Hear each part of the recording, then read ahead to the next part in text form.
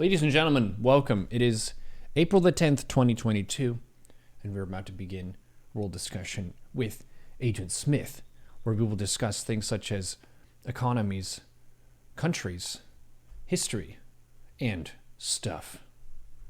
I'm going to jump into voice with him here. Brace yourselves. Wait, where's what? There he is. Agent Smith. Hello. Hello. What's up? Oh, not much. I'm doing okay. Yourself? Pretty solid. I had a reasonably decent week. It's pretty nice here. We have trees with leaves now, which is a good change of pace. It's funny how much it impacts emotion just seeing trees without leaves versus them sprouting and all happy and stuff. Oh. Chat wants to know if you got more than 4 hours of sleep this time, or did you stay up playing Stellaris with a nap? No, I slept last night. Okay. I was up late, but I just slept late, so it all evened out. Nice. Well, I hope your Stellaris empire survives that. Well, thank you. My people appreciate your support. Good. It has been confirmed by Twitch that 4X games are a hell of a drug, so please use responsibly and don't operate heavy machinery while pregnant playing a 4X. Sound advice. Yeah.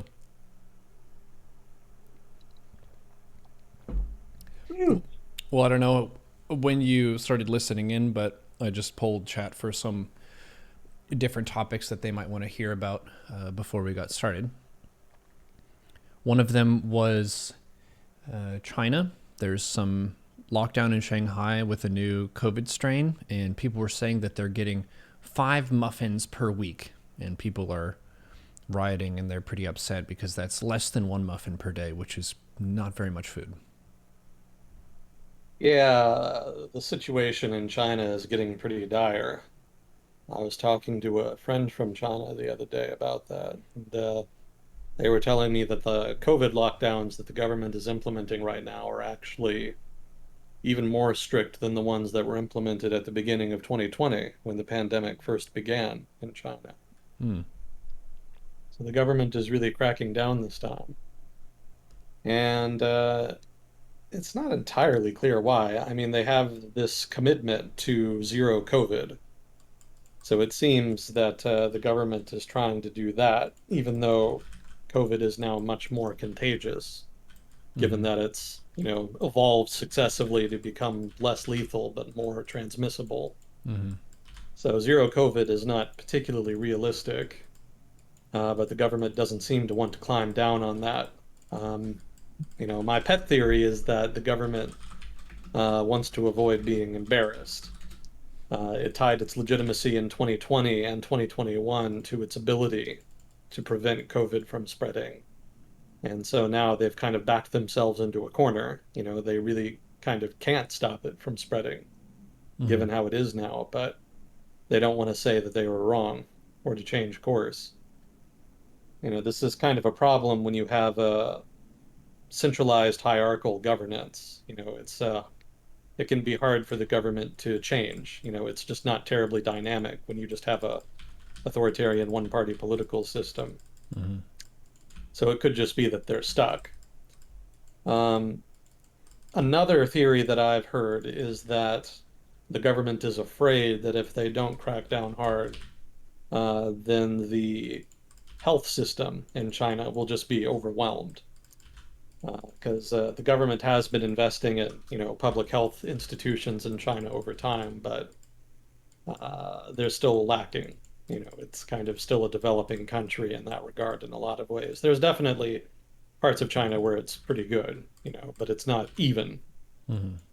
There's parts that are very poor still in China, and they could be overwhelmed very quickly, as we've seen in places like Italy at the beginning of the pandemic, with just a flood of cases coming in, overwhelming the facilities that are available. So I think that could also be a reason. It's not just about, wanting to prevent deaths either. If the public health facilities are overwhelmed, it also just looks bad for the government. Hmm. It agitates people. So they have a political incentive there as well. Do you know what the vaccination rates and stuff are over there? It's not as high as in the West. From the people I've talked to, there's some skepticism about vaccines, specifically Chinese vaccines. Hmm. They're a little wary, but they don't really allow in Western vaccines. So people over time have kind of uh, been more likely to take them. The rate is rising, but it's still not as many people as they would like. And from So what that I've would read, be the all the vaccines that we're familiar with, like J&J, Pfizer, Moderna. None of those are allowed. I don't know that it's not, I don't know it's if it's that they're not allowed. I think the government doesn't import them. Hmm. Like the health facilities in China are pretty much all government owned, if I'm not mistaken. Hmm. And the Chinese government, like a lot of governments, uses government procurement policies as a kind of form of trade protectionism. When you sign a free trade deal, you have to allow private sector actors to trade with each other across borders freely. But uh, pretty much all trade agreements that I'm aware of carve out exceptions for government procurement. So you can be as protectionist as you want with government procurement. You can make rules that only allow governments at all levels to buy from native producers. So one of the things that the Chinese government has done, since the pandemic started, has been to try to focus on developing their own vaccines. And I think that government health agencies in China are only purchasing from Chinese vaccine producers at the moment, as far as I know.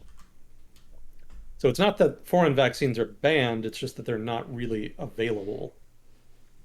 I guess you could say that's quibbling. Technically, it's kind of the same thing, but Well, they would have to buy them. They weren't like yeah. freely passed around. So since they were provided, say in the U.S., for example, I went and I got a J&J vaccine, but I didn't pay any money for it. But Mhm. the U.S. government did, basically.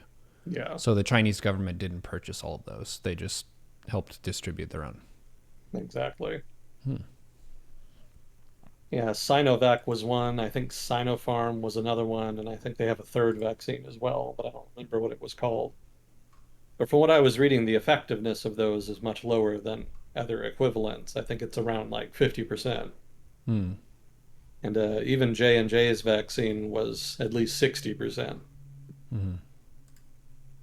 So vaccine rates are not as high as they would like, and even among the people who have been vaccinated, the vaccines they took only have about a 50% effectiveness rate. So protection is not as high as it should be in China as a result. And so that's also probably a reason that the Chinese government is cagey. It's not as though if they did let it go that there wouldn't be consequences. It's not as though the population is sufficiently protected by vaccine that they can prevent overcrowding at hospitals. More likely, there would still be an issue.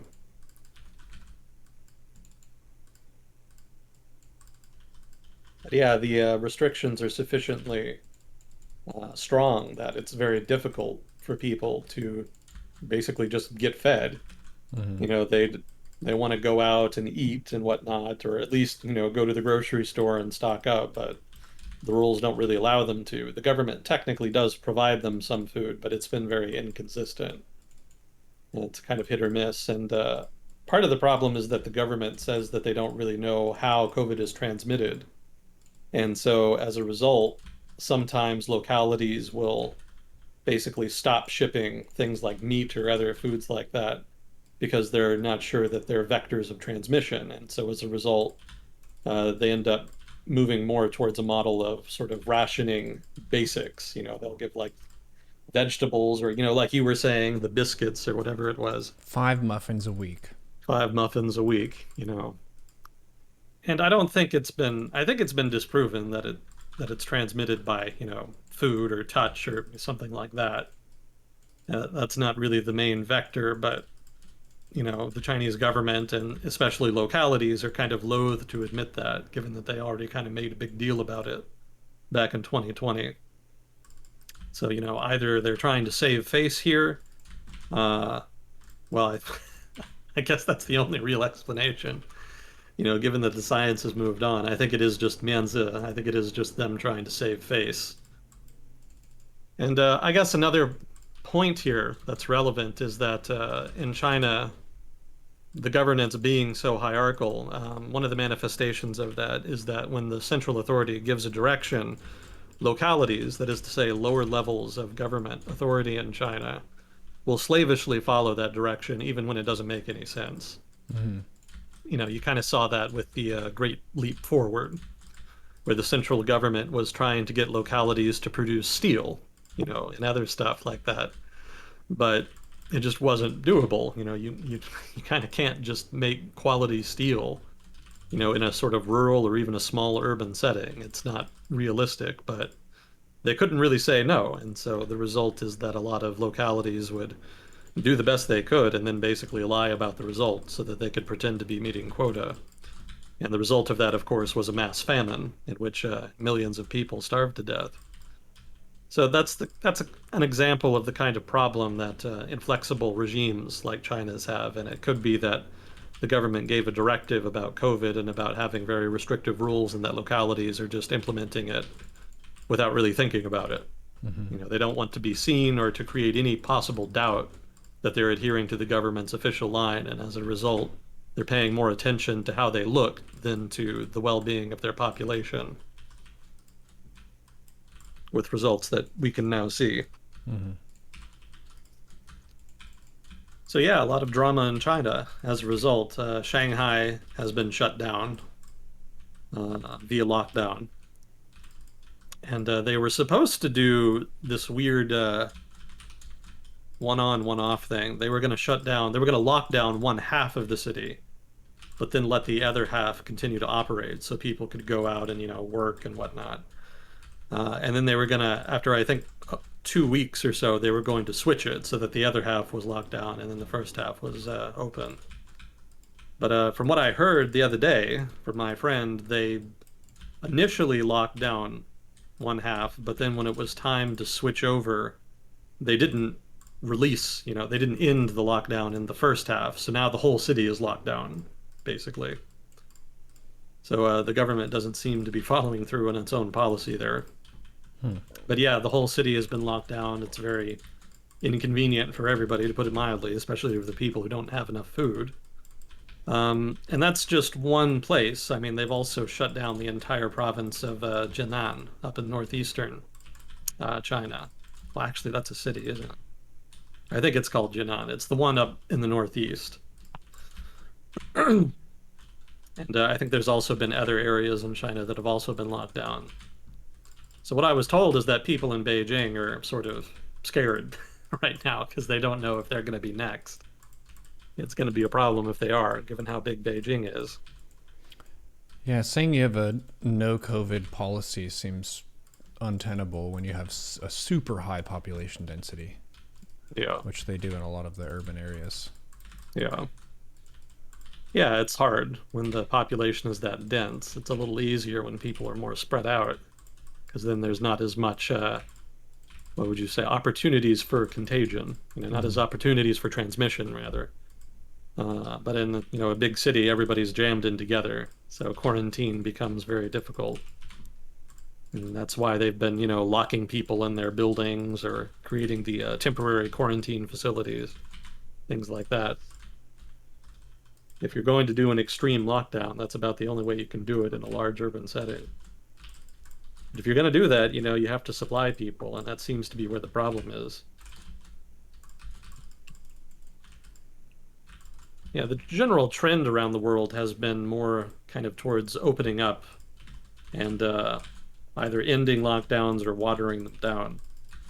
The virus is reaching endemic status if it isn't already endemic.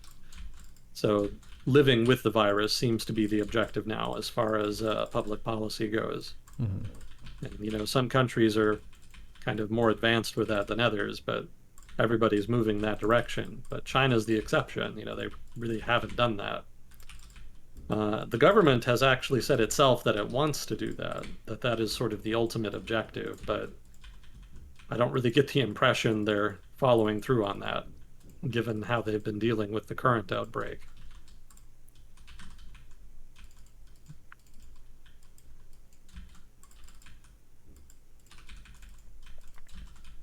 Yeah, it hasn't gotten as much attention as it might have on account of other big news events that have been happening. Yeah, you do sometimes see, video and whatnot of people, kind of trying to escape quarantine or getting their rations or, maybe the occasional food riot, as it were. I think I saw a video of that the other day too.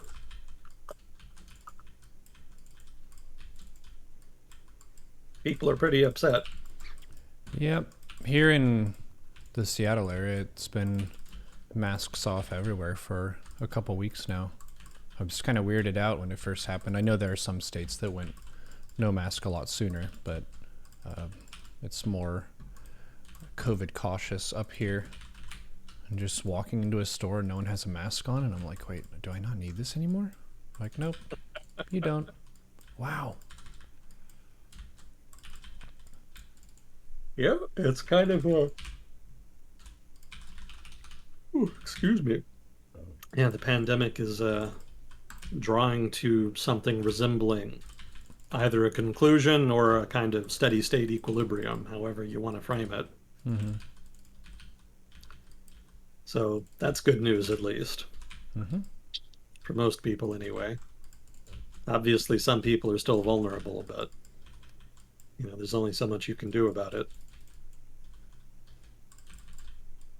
So that gives us lots of time to discuss all the other hot items Yeah. happening. Some other things people mentioned, Australia and France both have some elections that are going through right now. Apparently, Yeah. it's Macron and Le Pen who are left, and some of ours weren't super happy with that as an outcome. Yeah, Marine Le Pen kind of is a populist. She's uncomfortably close with Vladimir Putin, for example, Viktor Orban, these style of politicians. So that has people a little bit nervous. It would certainly be a win for Russia if they could get a Le Pen victory in France. Mm-hmm. I don't know how dramatic a policy change there would be vis-a-vis Ukraine if Le Pen won, but certainly the new government would be more friendly, relatively speaking, to Russia than the current sitting Macron government. So that's got a lot of people on edge. That's sort of the latest and greatest in drama in Europe. Mm-hmm. No shortage lately. Yeah, Macron's problem, from what I've read, is not just policy. His sort of somewhat center left slash center right. I mean, his politics are kind of inconsistent. He was always sort of an iconoclastic politician in the sense that he kind of wanted to do something different. But he hasn't made a whole lot of progress in terms of implementing reforms. But a bigger problem than that seems to be that just his whole presentation kind of rubs people the wrong way. I remember one of the things that he said when he first became president is that he wanted to try to address the lack of faith in institutions in France and the general malaise in the country, in part by trying to restore the grandeur of the presidency. He wanted to try to act big, basically, in order to try to get the nation to respect it to respect the presidency as an institution again. Mm-hmm. And I guess he was kind of thinking of something like, Charles de Gaulle or some such. And but it just hasn't worked. All it's done is just piss off the people who are already inclined to dislike him even more. Mm-hmm. There's a lot of people who are very conservative, for example, in France, who are mostly focused on things like immigration and national security, and they don't appreciate the things he's done on that. So him sort of acting kind of somewhat haughty in public has just given them an extra reason to be upset with him. And then people on the left wing of the political spectrum are upset with some of his liberal reforms, like the pension reform, among other attempts. He hasn't been able to get very many of those passed, but he did make the effort at least. So pretty much all sides of the political spectrum have a reason to dislike Macron, but they dislike each other even more. Mm. So if Macron does win, that's going to be why, more so than any kind of broad-based faith in the project that he's been trying to undertake in France as president. Yeah, France has the wisdom to have a what do you call it, a runoff election after their presidential elections. So the result is that there's only two candidates allowed to run in the runoff, whereas it's kind of wide open in the initial presidential election. So it's expected that Macron and Le Pen are going to get the most votes, are going to be like ranked one and two, so to speak, and so they'll be the ones that are going to run in the runoff, and so that's when the real winner will be decided. And the question is where the votes who voted against Macron in the first round of the election, where do they go in the second round? You know, are they going to swing Le Pen or are they going to swing Macron? Mm-hmm. And that's not entirely clear. Le Pen has kind of been gaining ground. You know, she's been polling better recently. She's kind of been watering down some of her previous more radical sentiments, you know, like leaving the European Union, for example. You know, she's not talking about that anymore. So it seems that she's moderated, and that seems to be doing her well in terms of polling. Mm-hmm. Yeah, before Macron was sufficiently far ahead that it looked like he was going to win hands down, but now it's looking like he'll probably win, but that it'll be very close.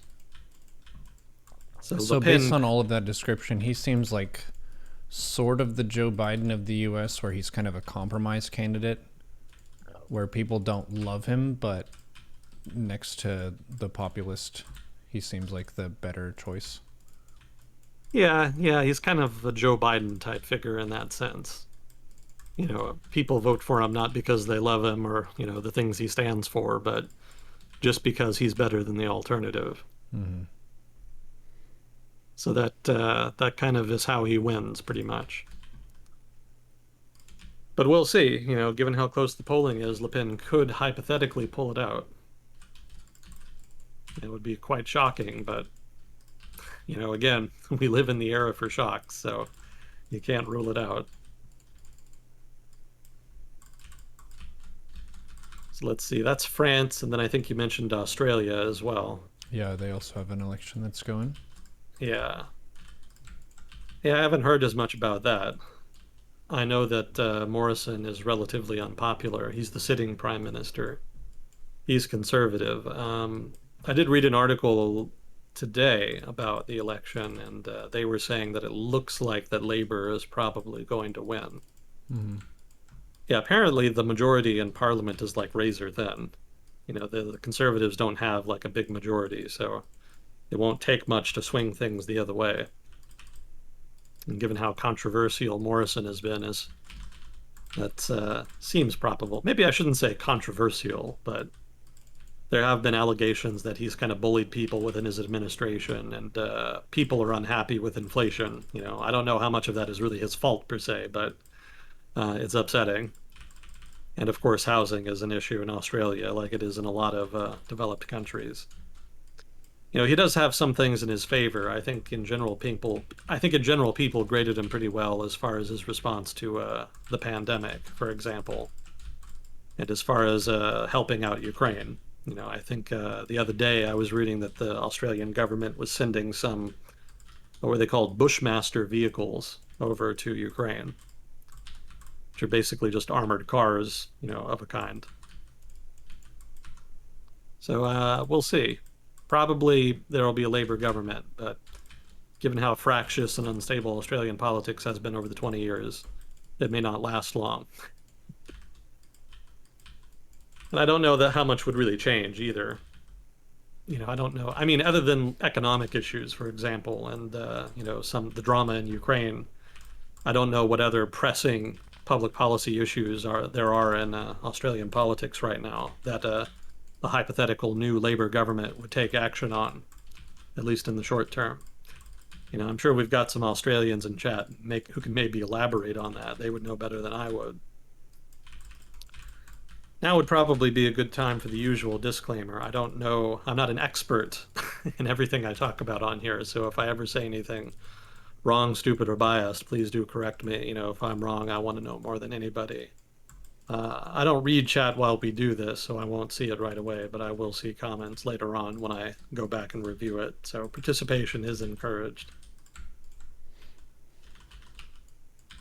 Yeah, I haven't been keeping up with news outside of Europe much for the past month for obvious reasons. Certain events have crowded it out a little bit, so I'm not too up to date on the newest in political developments in the rest of the world, Australia included. I know there was a big flood. Somebody in chat mentioned that a week or two ago. But Chad that's is apparent.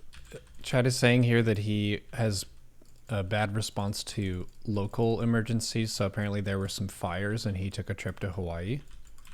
Yeah, that was way early in 2020. That was like January. That was the hot thing in 2020 at the beginning of the year before pandemic. You know, Australia was on fire, Mm-hmm. and people were pretty upset about the lack of the government's response, or the lack of response by the government, rather.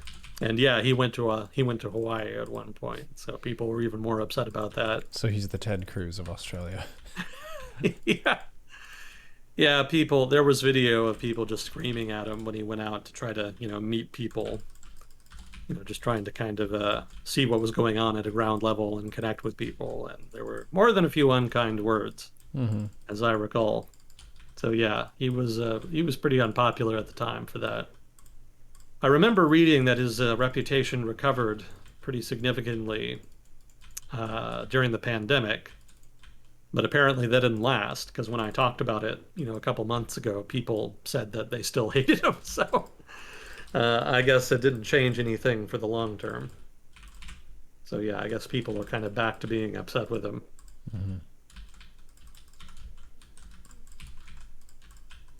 But yeah, again, I'm not sure what would change if Labor took power. I'm not sure how big of a majority they can get, or, even if they had a big majority, just what exactly they would do with it. That would be different. But that just betrays my lack of familiarity with Australian politics. You guys are kind of in the wrong part of the world. Oceania doesn't make the news too much, so you guys don't often make the headlines.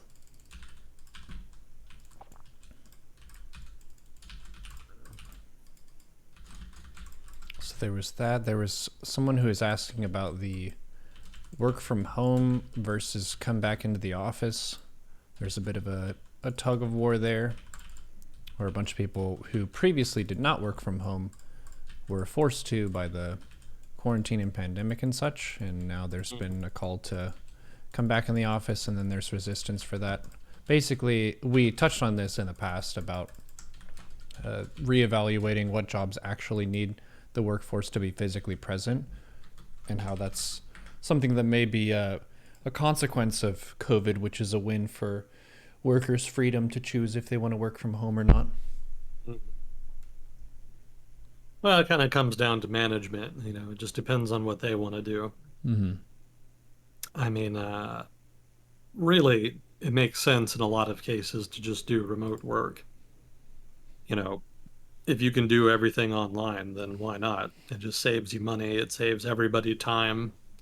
You don't have to rent out a bunch of expensive office space.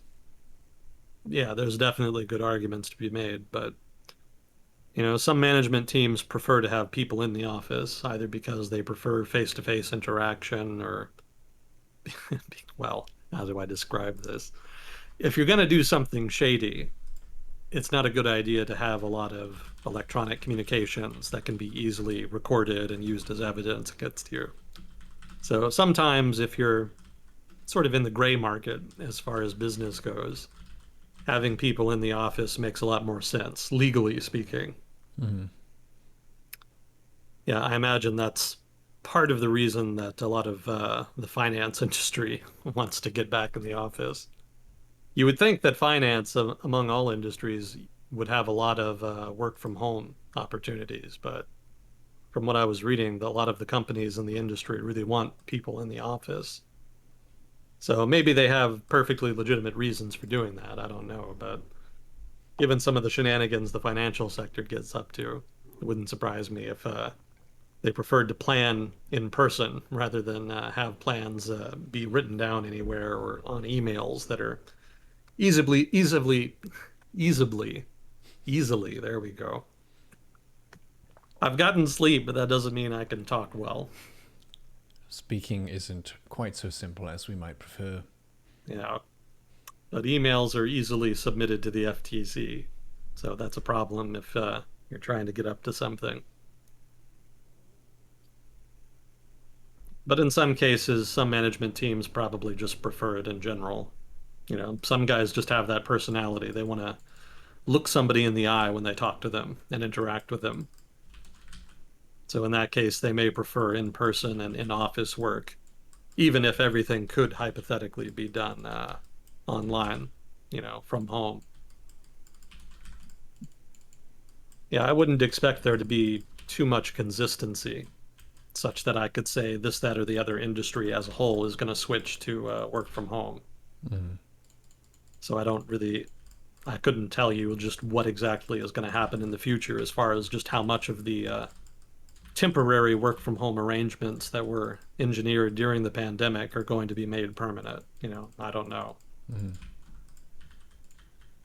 I have anecdotal evidence that call centers have been switching to work from home. So that seems to be permanent, which makes sense. Yeah. You're using exactly the same stuff. Yeah. Yeah, you just talk to people online pretty much. So it's not any different than talking to them online in an office.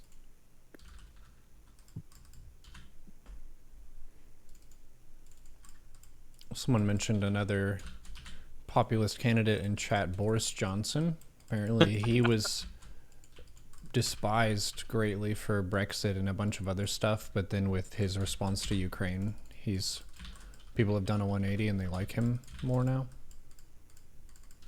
Well, I don't know if I would go that far, but yeah, definitely he's gotten a big boost from it. I mean, if you'd been following British news before the war in Ukraine, all of the talk was about a potential coup within the Tories, which is not unusual for them. They tend to be pretty fratricidal. That's what happened to Margaret Thatcher back in the day. She wasn't upended by Labour. She was overthrown basically by internal rivals among the Tories. So yeah, Boris Johnson was looking politically vulnerable on account of, the pandemic and Brexit and, all the other stuff that's been happening in the UK over the past couple of years. And so there was some talk about people within the Tory party potentially having a vote to remove him and replace him with some new leadership. Hmm. But the war in Ukraine basically scuppered that. So now it's totally out of the headlines. The focus now is pretty much exclusively on the war and supporting Ukraine. So that was a very timely war for Boris Johnson, to Mm-hmm. put it mildly.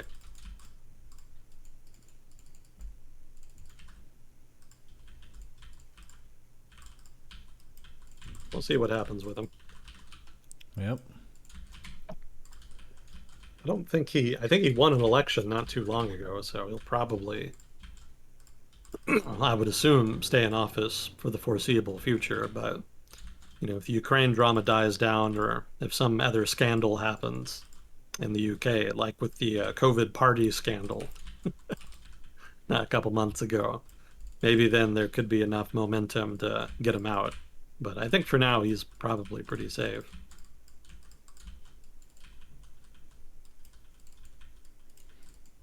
Well, did you want to take an opportunity to hit COVID or sorry, hit the Ukraine war?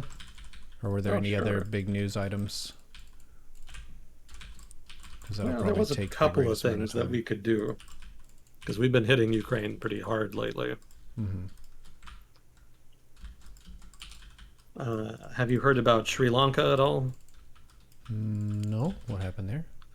There's been some big protests against the government. Sri Lankan government has really been struggling on account of a sort of prolonged economic crisis. It has to do with basically the collapse of tourism, which was one of their big economic drivers. Mm-hmm. They also export a lot of tea, but commodity prices kind of collapsed during, the pandemic. So that didn't do them any favors. I think it's recovered a bit since then, but the loss of tourism has still hobbled them. So that's resulted in a significant decline in the value of their currency, and that's hobbled the ability of economic actors in the country to import goods and services from outside Sri Lanka. And that was particularly problematic vis-a-vis fertilizer, which has been getting very expensive over the past year or two on account of global inflation. And there was a particular spat with China over debt, specifically corporate debt in this case. It had to do with I think it was a fertilizer company in China that signed a deal with Sri Lanka, or was it a loan? I think they got a loan and they were going to buy the fertilizer, some kind of deal like that. But basically, the Sri Lankan government wanted to renege on the deal because they didn't want to have to spend the foreign currency in order to follow through. But the Chinese government basically pressured them to honor that deal because because they wanted to protect their company. That was pretty much the gist of it from the Chinese perspective. And so they started threatening them with a loan cutoff, among other things. Probably also trade restrictions on the import of Sri Lankan tea.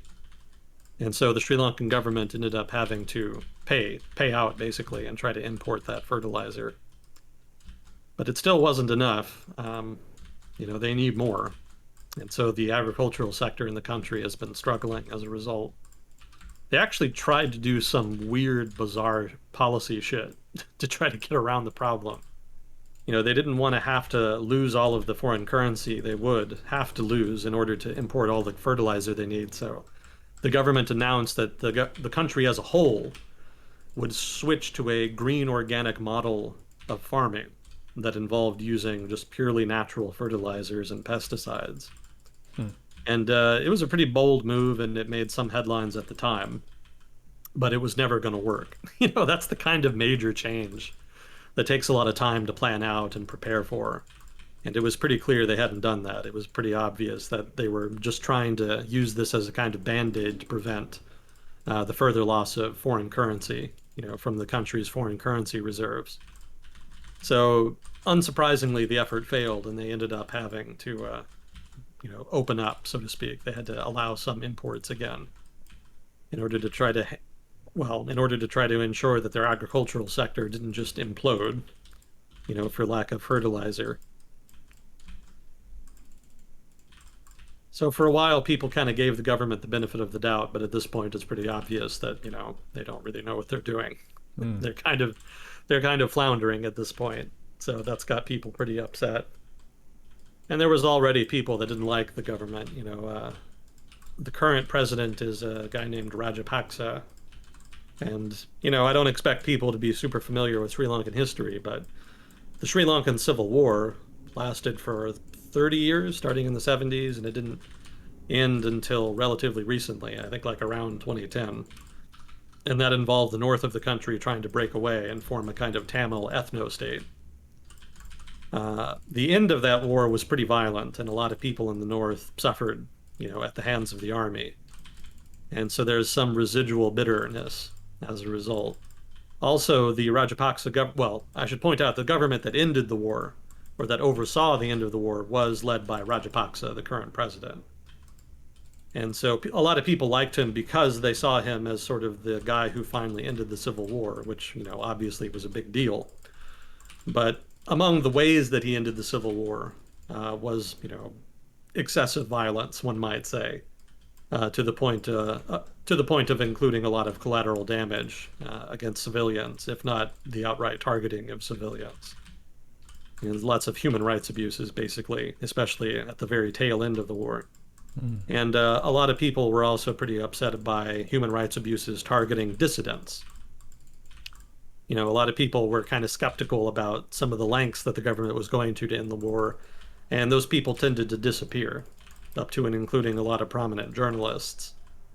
So that also created a lot of enemies for the government, to the point where in the first election after the war ended, Rajapaksa actually lost, which was pretty shocking. You would think a victorious wartime president would probably be able to pull out a win, but there was enough people upset about human rights abuses that a relatively more liberal, moderate president was elected instead.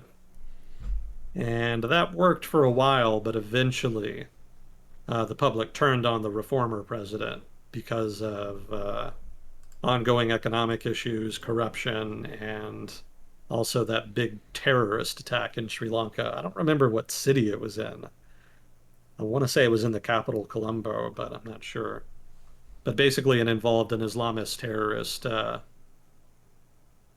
What's the phrase? Suicide bombing.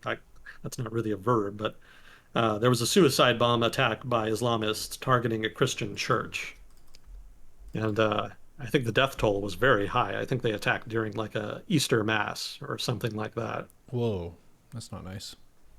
Yeah, yeah, it was something like 80 some dead, something like that. Mm. So that had a lot of people questioning the ability of the government to handle security issues. And Sri Lanka doesn't have a lot of Muslims, so it's not really that big of a threat. But this is the country where radical Buddhists, which yes is a thing, radical Buddhists were concerned that even though the Muslim population was small, that if the government didn't pay enough attention to radicalization among the community, then Sri Lanka could suffer the fate of other countries that have suffered Islamist terrorism, if not a longer term fate of being slowly converted over time to Islam. Mm. So that's, again, the radical Buddhist position in Sri Lanka, and that was a pretty ready constituency for a more authoritarian government that was stronger, so to speak, on national security issues. So after the terrorist attack, that community really kind of made hay with that, so to speak, and pushed hard for new government and new policies. It really didn't help the reformist president, whose name I can't remember for some reason. It didn't help him much that one of the reasons cited for the government's inability to prevent the attack had to do with intelligence failure. Allegedly, the United States government actually tipped them off that there was some kind of plot in the works, but the government didn't really take it that seriously and didn't really follow up much. So they took a lot of heat for that.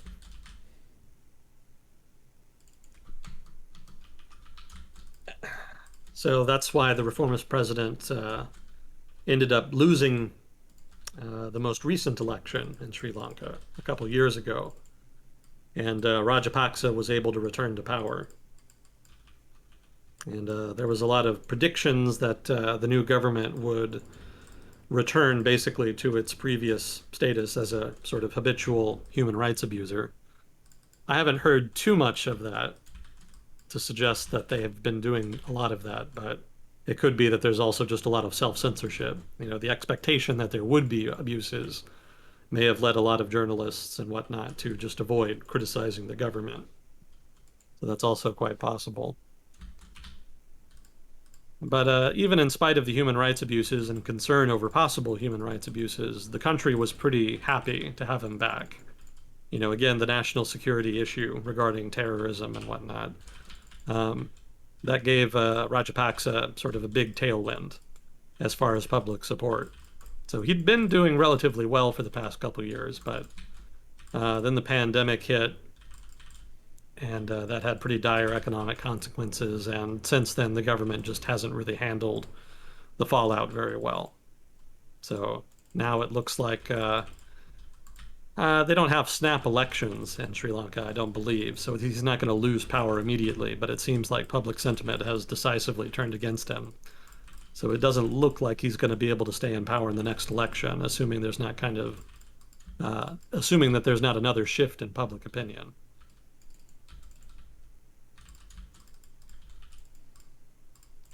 But that's been the drama over there.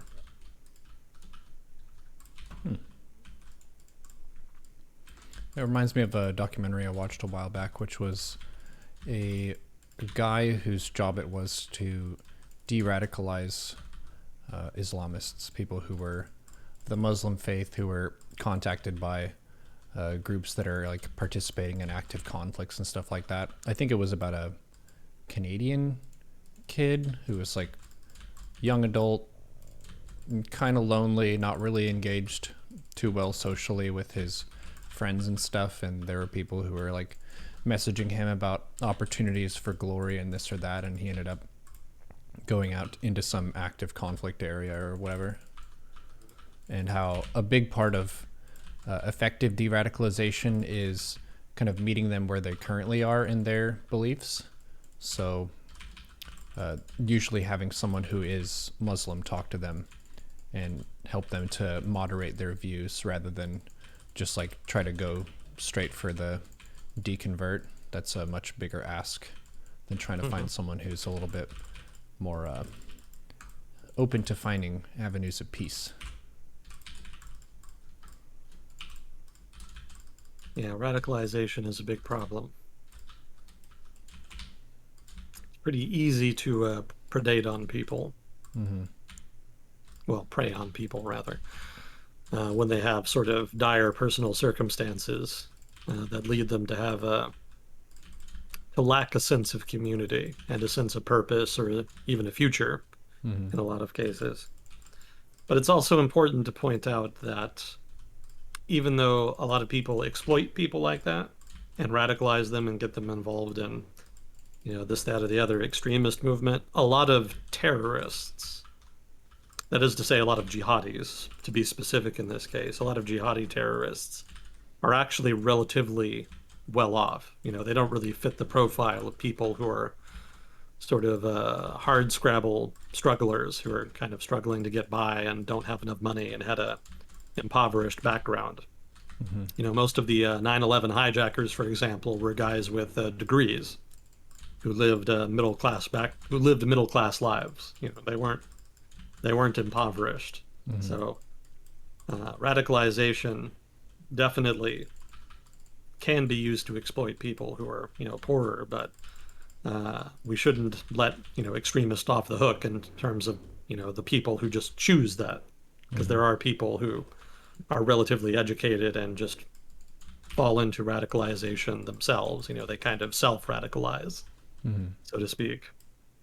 So that's kind of more, I mean, human nature is to a degree deterministic. So you could say, maybe there were other factors that led them on that path, but people who have, more well-off backgrounds and who still end up being terrorists, there's more discretionary choice happening there than there is with somebody who's, never really had any opportunities, somebody who was abused when they were young. Those people are much easier to manipulate. Yeah. So it's a little bit different. Same outcome, suicide bombing either way, but different types of radicalization happening there.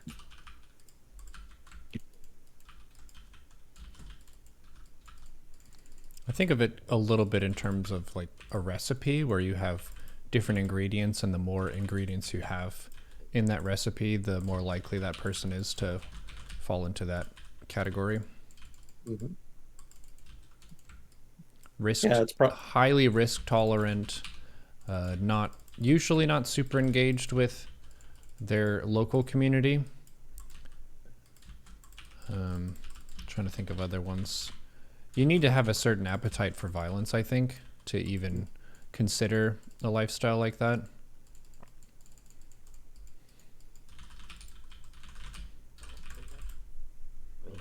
well, it can be conditioned as well. Not everybody starts out as a thug, but some people kind of learn, Mm-hmm. just by dint of their environment, or by dint of influence of people they hang out with. One of the things that stuck with me from an article I read about neo-Nazis in the United States is that at least this one guy, maybe this isn't representative, but I was reading one guy's experience, and he said that before he kind of got wrapped up in sort of his neo-Nazi gang, as it were, he never had an opinion about Jews.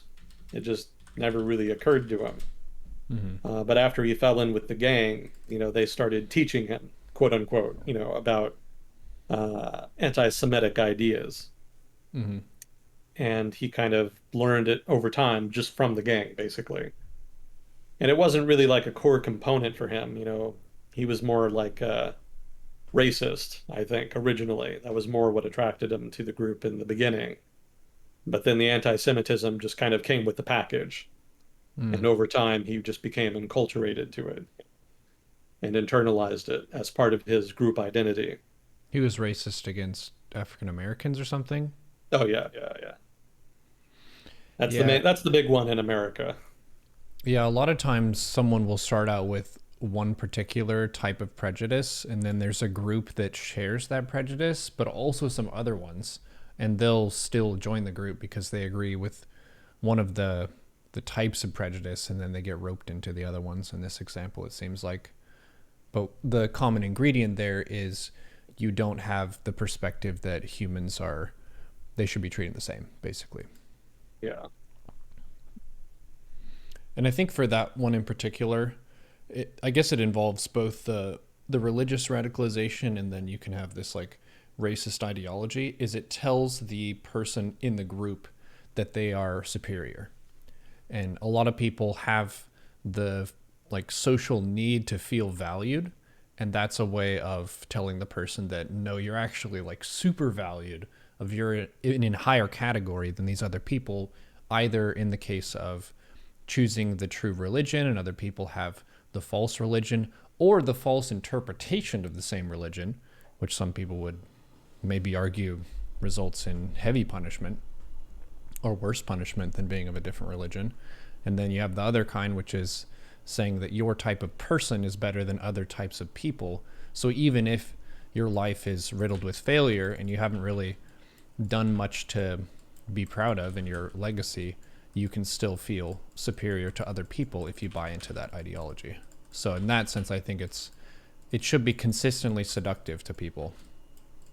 It gives them a route to feel better about themselves than they did before, even if it's untrue and hateful.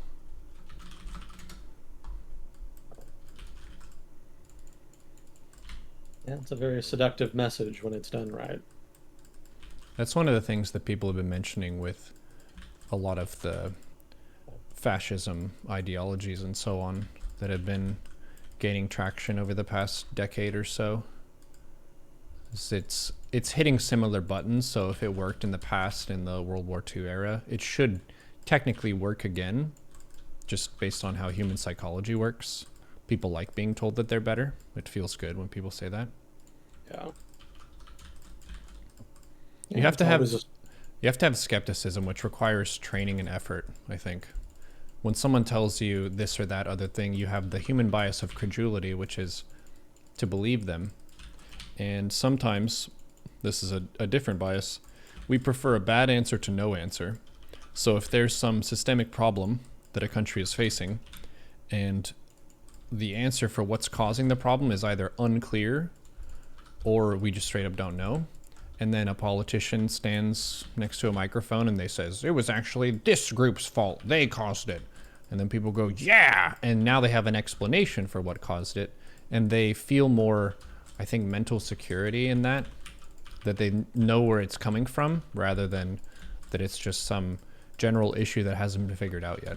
People really don't like that, to be stuck with an I don't know. But having an I don't know is oftentimes the honest answer. Yeah, the brain isn't really wired for uncertainty. People don't like that.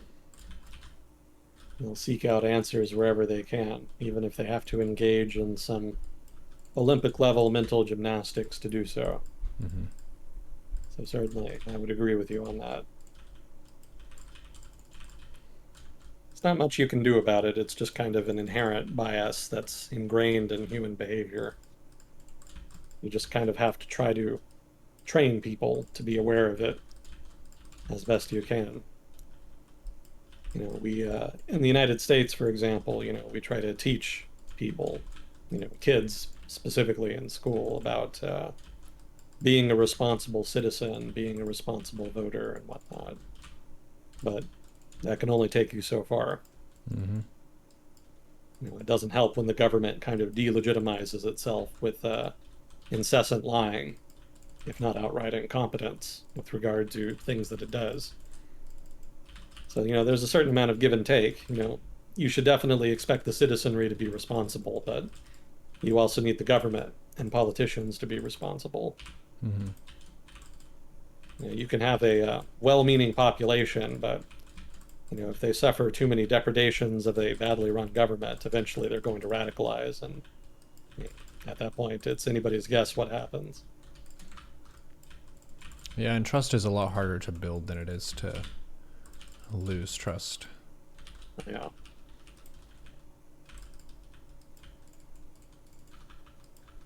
Well, let's see. Have you heard about Pakistan at all? No, what happened there?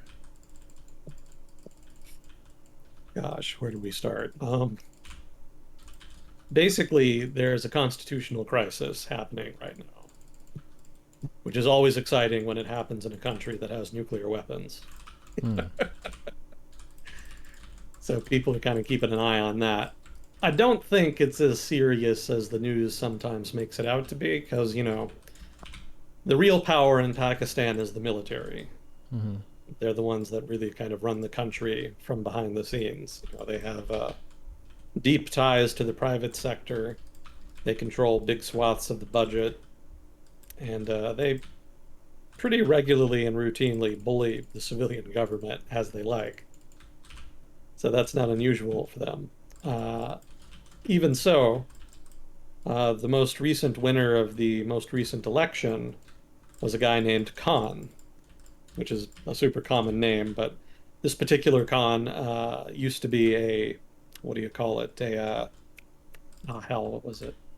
It's the British baseball thing. Cricket. There we go.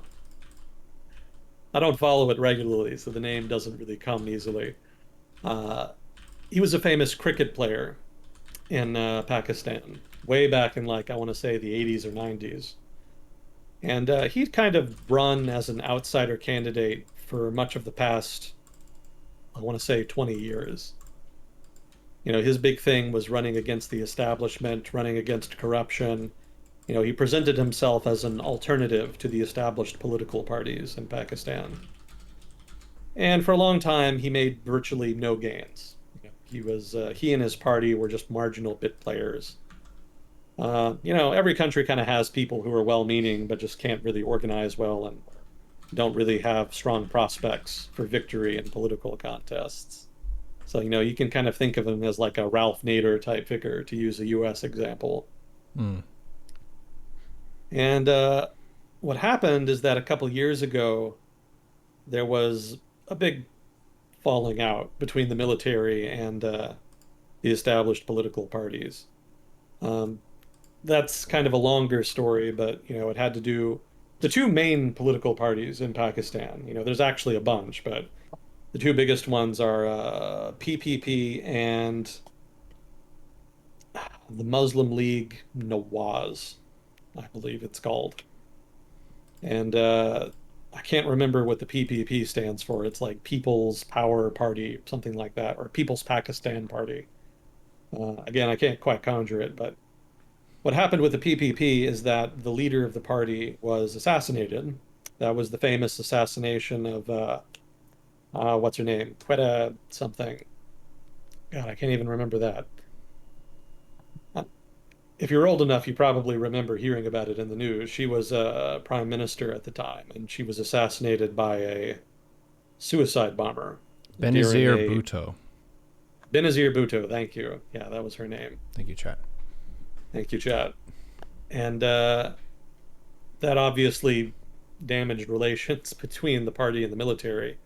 The military was never really implicated in the assassination, but given the military's ties to radical Islamist groups in Pakistan and outside of Pakistan, there was a lot of suspicion. And there was even more suspicion given the tension between uh, Benazir Bhutto and the military. So relations were not great after that. And later on, owing to corruption and, the political cycle in Pakistan, the PPP lost the next election to Muslim League Nawaz. I hope I'm remembering this correctly. I'm a little rusty on my Pakistani politics. And Muslim League Nawaz had been around for a while. It was, like a lot of politics in South Asia, the parties are basically vehicles for strong personalities, people who are the head of strong patronage networks. In the case of PPP, it was Benazir Bhutto and her husband. In the case of Muslim League Nawaz, it was a guy named Sharif. And he had actually been president before in the early 90s. He's kind of an established political operator in Pakistan. He's been around forever. And he became prime minister after his party, or at least his coalition, which included his party, was able to win power. But the military didn't like him. And the military and Muslim League Nawaz kind of went back and forth with recriminations, accusations. And eventually, the party's popularity kind of died out owing to some shenanigans that, again, may or may not have had to do with the military. It had to do with I don't want to say they're far right necessarily, but there was an Islamic fundamentalist political movement that started up in Pakistan and started protesting the government. I don't quite remember what the genesis of that was. I want to say it had to do with allegations of what do you, Neuro, you know what this is. What do you call it when you do something that defames a religion? Apostasy. Apostasy. I think that was it. There was some allegations that somebody had burned a Quran, and then there was other Oh, issues like, sacrilege? oh, is that what it was? Sacrilege. Okay. Yeah. Apostasy, I think, is when you have views that are wrong. Sacrilege would be when you're messing up something that you should not, that is sacred. Gotcha. So yeah, there was an example of sacrilege, I want to say, and that led to some big protests, and then I think the Blasphemy? government blasphemy. Well, it wasn't. The person responsible, I believe, was Hindu, Mm-hmm. and actually, they probably weren't even responsible. It was probably a false accusation.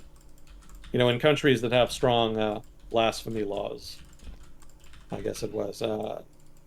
It's a lot of people take advantage of it to go after people they don't like. You know, so if your neighbor pisses you off, you can just make Well, up a I fake saw him accusation. blaspheming the other day, so he should Yeah, go to yeah. jail. So that's not unusual. So I don't think it was ever confirmed that's what happened, but that was always my suspicion as soon as I heard about it. But that movement definitely went out of its way to defame the government for, you know, not doing enough and being too anti-Islam. So when the next election came, the result is that both the major political parties were just on bad terms with the military, and the military was probably supporting actors in the political system that were undermining their popularity. And that created an opening for Khan, you know, the cricket player guy. And at first, it kind of looked like maybe there was enough reformist sentiment to elect like an actual liberal reformer. But then it quickly became apparent that Khan had actually basically made an agreement with the military to ally with each other so that he could win the prime ministership. And that's what happened. You know, the military's avatars in the political system allied with Khan and joined his coalition, and that was how he was able to win the election and become the prime minister. So long as Khan had good relations with the military, he could stay in power. But maintaining good relations with the military meant that he couldn't really pursue the anti-corruption plan that he wanted to implement. And for a while, there was a kind of stagnation where nothing really happened. But eventually, Khan started getting ambitious. One of the things he did is that he refused to confirm the new head of an intelligence agency in Pakistan. And technically, that's within his right. But in Pakistan, it's kind of de facto the rule that military institutions apply, well, nominate and assign their own heads. You know, they have kind of have their own internal political system that kind of handles that. So when the prime minister refused to kind of respect that rule, that's when things really kind of went to shit. Hmm. So at that point, the military withdrew their support, and the military's allies in parliament, in turn, left the coalition. And that sparked a no confidence vote that the prime minister tried to avoid by dissolving the lower house of parliament and calling an election. But the Constitution prohibits the dissolving of parliament when there's a vote of no confidence pending.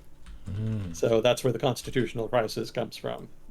So I think the Supreme Court ruled on this and ruled that the prime minister was in the wrong. So it looks like the vote is going to go forward and that he's going to be kicked out, which means there's going to be a new government in Pakistan. Hmm. But again, the military is the real power in Pakistan, so I don't think it'll actually change anything. Yeah, Khan is getting pretty desperate. He started resorting to alleging that the reason that they're trying to push him out of power is because they're cooperating with hostile foreigners. He says the whole thing is a foreign plot to get him out of power because he refuses to condemn sufficiently the Russian invasion of Ukraine and to otherwise cooperate with foreign interests. So basically, a conspiracy. Hmm. I don't think it's going to work. Most likely. I mean, he does have some strong supporters, but it's just not going to be enough. And Pakistani politics is a blood sport, so I don't think he's going to find ready allies amongst like Muslim League Nawaz or PPP. So I think he's on his own. But it is worth mentioning that the Pakistani military actually released a statement affirming their good relations with the United States and China. Hmm. So I thought that was a pretty interesting note to make, given the allegations of a foreign conspiracy. It seems the military is kind of trying to signal that, regardless of what Prime Minister Khan says, foreign relations with established partners are not going to change. It seems so weird to have like the military as a branch make a statement like that. I'm imagining the U.S. doing that. That would be strange. Well, I mean, that's what happens when there's sort of an asymmetry in the power of institutions within a government. In the United States, our institutions are pretty evenly developed, so to speak. The military, the judiciary, the legislature, the executive branch as a whole, all of them are relatively well designed and pretty mature politically. But in a country like Pakistan, civilian institutions of government have not been able to really evolve much since independence. But the military, in contrast, has been well funded. It was kind of supercharged to a degree by the Cold War. They received disproportionate funding. The people that joined the military were trained well, and as a result, are disproportionately professional compared to people in other parts of the government, like the government bureaucracy, civil administrators, people like that. I knew a Pakistani dude in grad school, and I talked with him, and he said that in Pakistan, the military has a very good reputation because they're sort of the most competent. They're the most educated, best trained, most competent, most professional. They live in the nice neighborhoods, have the best cars, they're the best paid. Like, Mm-hmm. they're pretty respectable people within the context of Pakistani society, and people kind of look up to them as a result. So they have a lot of social capital, so to speak. In contrast, politicians and political parties and the civilian side of government is very much not respected in Pakistan. It's kind of a shit show. It's poorly run. It's corrupt. The reputation of that part of the government is very poor. So that makes it relatively easy for the military to kind of maintain its role as a guardian, so to speak, of the nation. As that's kind of how they think of themselves. They think that they deserve to have disproportionate power in Pakistani politics because they alone are endowed with the professionalism and ability to purposely and competently pursue the nation's interests, well above and beyond what civilian politicians would be able to if they had control of the country. So people are kind of on board with that, and that makes it just very difficult for any kind of civilian reformer government to actually try to modernize civilian institutions and to create a system where civilians are actually in control of things like the country's foreign policy and its military procurement and other military affairs.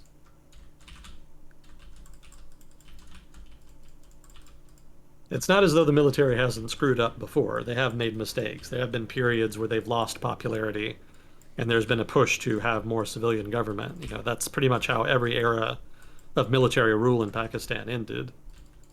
What was it? I think it was the first period of military rule was late 50s and then through the 60s for I think it was about 10 years. And that ended because of the loss in the Indo-Pak War in 1965, I think it was. So people were upset at the military, and so the military said, "Okay, we'll devolve, some authority to civilian government." In other words, it was no longer a military dictatorship outright. They allowed elections, and there was a civilian government again. But they never really gave up de facto control over certain aspects of policy, foreign policy and military procurement being principal examples. I think the next era of military rule was, when was it? I want to say it was in the 80s. That was Al-Haq. I'm probably butchering the name, but he was a dictator through the 1980s, and he was pretty popular. He's actually the guy who's responsible for sort of shifting politics in a conservative Islamist direction. Before that, they'd been more sort of kind of Islamist, but more secular nationalist. But the distribution in the 1980s shifted weight towards more the Islamist side than the nationalist secular side. So Islamish. Islamish, yeah, you might say. And let's see, I think he was probably assassinated. We don't know for sure. His plane crashed while he was in it.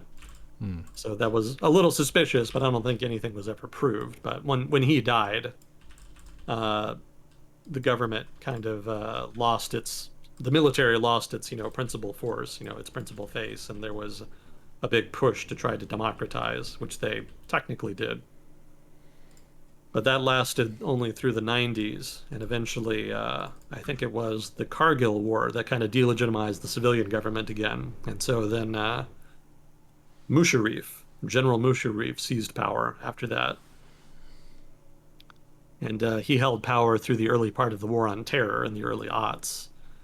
But eventually he lost popularity because he was becoming a little too authoritarian. Even in periods where the military ruled the country as a dictatorship, they still allowed some civilian institutions to function, civil society, more accurately, things like the media and whatnot. So there was a sense that he was becoming a little too dictatorial. And so there was a movement, specifically led by lawyers, as I recall, somewhat interestingly, to restore civilian institutions, democratic institutions, what have you. And eventually they were able to push Musharraf out and force the government to allow a return to civilian institutions. And that's kind of where they'd been since. They've allowed, what was it? There was the Bhutto government, there was the Sharif government, and then the Khan government successively. So they have been allowing the civilians to kind of run things nominally for an extended period. But it hasn't been without hiccups. I don't think any of those three governments were allowed to finish out their term before something ended it prematurely. But yeah, Pakistani politics are an adventure, and the military pretty much runs the adventure. So I wouldn't expect dramatic change here as a result of Khan losing power. Mm.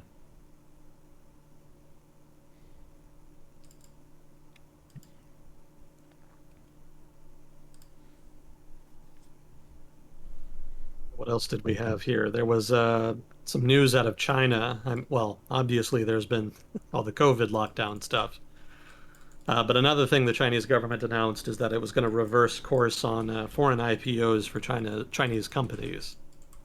There's been a big crackdown over the past year or so in which Chinese corporations have been feeling a lot of regulatory heat from Beijing.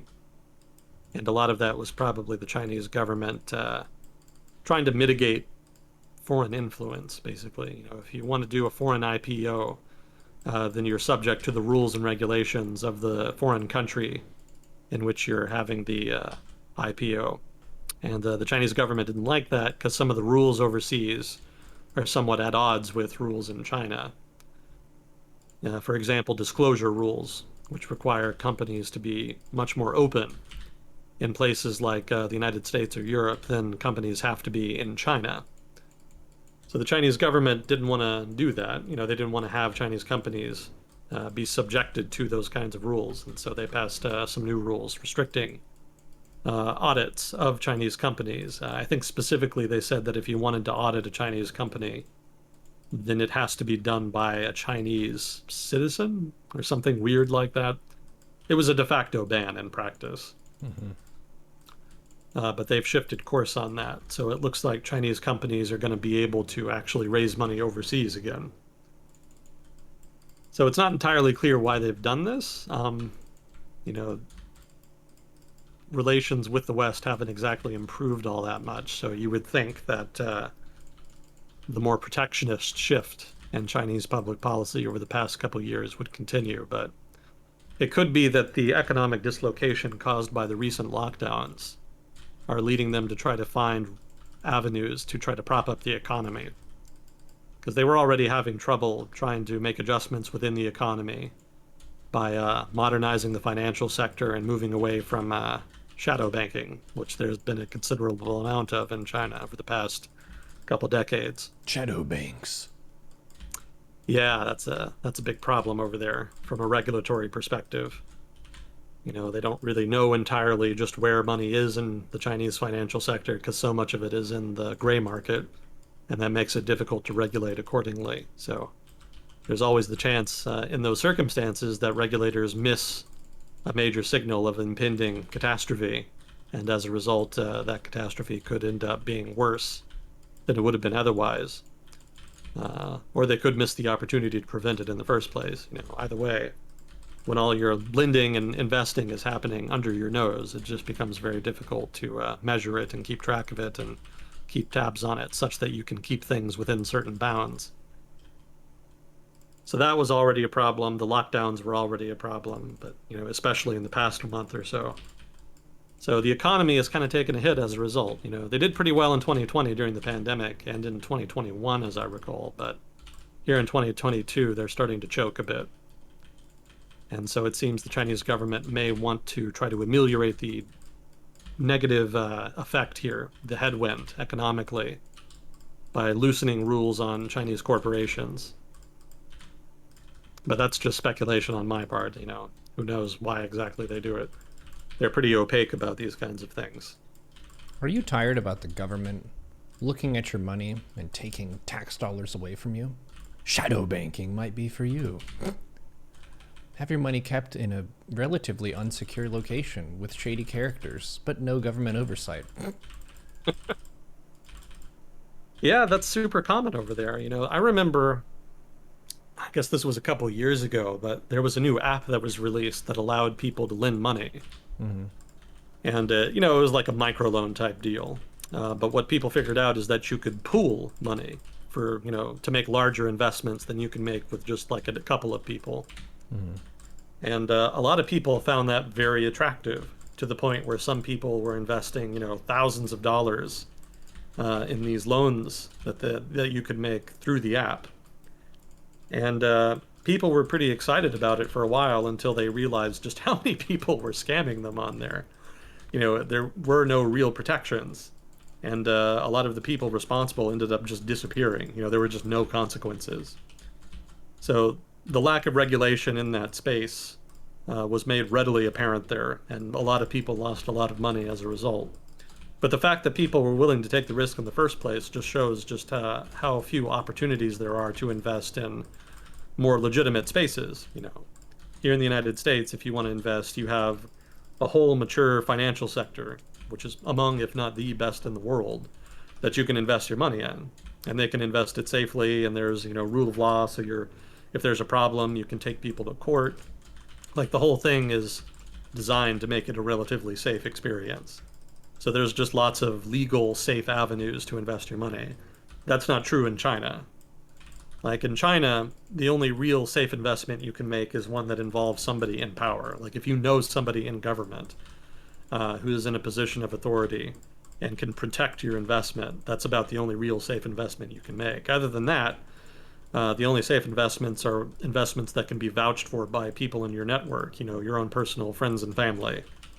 Friends and family is still probably the most important economic engine in China. Beyond individual industries or sectors, people still depend disproportionately on personal networks in order to conduct business. And so that's how a lot of investment happens. So if you, save up a bunch of money, there's not much you can do as far as investing it like through a bank or an investment bank or something. You're going to depend on, Billy down the road who you met in high school. He knows a guy who knows a good opportunity. So if you send him some money, he'll set you up. So Billy's friend may or may not be a con man. You don't know, but you trust your friend, so you take the risk. Therein lay the root of shadow banking, and therein lay the problem, because obviously that's a pretty unstable way to run a financial system.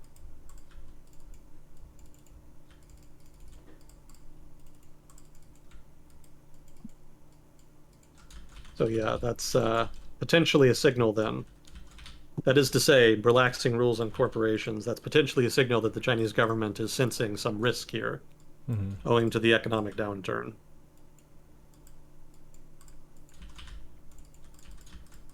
Good news for us, though. Cheaper oil. If the Chinese economy dips, then that's going to put a lot of downward pressure on commodity prices. And given all the drama with Russia and Ukraine recently, that's going to be pretty helpful in the grand scheme of things.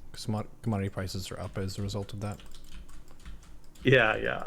There's a lot of perceived risk and geopolitical risk that's being priced into commodities markets. So things like oil and natural gas have spiked Hmm. correspondingly.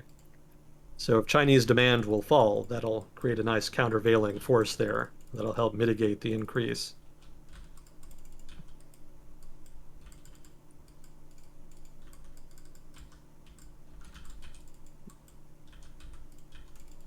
Let's see, what else did we have here? Oh, there was some news out of Afghanistan. Uh, it's not big news per se. It's not going to surprise anybody, but there was a question after the Taliban seized control of the country about just how they would govern and what they would do in terms of public policy. So, first big news is that they reneged on a promise to allow girls to continue their higher education. They pretty much officially announced that they're not going to do that. And that was a very short term thing. Well, not short term, but it was done on very short notice. You would think that they would announce it well beforehand, but instead they announced it and then immediately enforced it. So there were reports of girls who were literally going to school, trying to get into their school, who were denied entry uh, because they hadn't realized that the rule was now in force. So again, not surprising, pretty much what you would expect of the Taliban, but disappointing all the same. And then they also announced in the past week that they were going to ban poppy cultivation. That may or may not work out for them. If you don't know what poppies are, they're the plant that's grown in order to produce opium, which is a key ingredient in heroin, among no doubt other drugs. So the Taliban have historically been against poppy cultivation because being Islamist fundamentalists, they don't really like the idea of drug addicts, people getting addicted to drugs. Um, they've kind of played fast and loose with that policy over time. I think they did ban it formally in the 90s, but after 9/11 and the invasion and the start of the war, they started de facto allowing poppy cultivation in territories they controlled so that they could tax it. It's an important source of revenue for them. So there was some question about whether or not they would continue to allow poppy cultivation for the tax revenue, all the more so given the economic downturn in Afghanistan. There's a big, what would you call it? There's a big drought there. And droughts are a big deal in a country where most of the economic activity is agricultural in nature. And the cutoff in foreign aid after the withdrawal of the United States and its allies has also had a dramatic impact on the economy. Foreign aid was a big chunk of the economy for a long time. So to have it just pulled all at once like that was a pretty major negative shock there. So one would think that poppy revenue would be probably, well, one would think that poppy revenue would be a good excuse to continue to allow poppy cultivation, but it seems not. It seems they're going to go in a different direction. So that was a pretty interesting development there for that reason. Something else to keep an eye on is that there have been reports that some of the dissident warlords in Afghanistan have come out and said that they're going to launch a spring offensive. They're going because in Afghanistan, fighting is seasonal. There's a war. People fight in the spring and summer, and then they kind of cool it in the fall and winter, just because the weather is so extreme. Well, not necessarily extreme, but more just people lack the resources to kind of deal with it. It's a very old school country in that sense. So, what was it? The government fell in like summer, something like that, or maybe the beginning of fall last year. So there really hasn't been an opportunity for rebels to kind of organize and start fighting. But it seems that there is some sentiment against the Taliban sufficient to facilitate a potential uprising, or an offensive, as they call it. I wouldn't have thought too much of it, but I've also been reading that there's other people in Afghanistan who are pretty upset with the Taliban. Specifically, there's been a lot of infighting within the Taliban between the three major factions, the Haqqani network, the Quetta Taliban, and I think also the other, there was like Hekmatyar, I think. I think he also kind of came back into the fold after a while. But the main two factions anyway are the Haqqani network and Quetta faction, and they've been kind of at odds as far as policy and whatnot. It doesn't help that the Haqqani network is sort of the principal source of revenue for the Taliban government. They're kind of responsible for fundraising and whatnot. So that gives them disproportionate power, and they've been trying to leverage that, much to the chagrin of, the Quetta faction.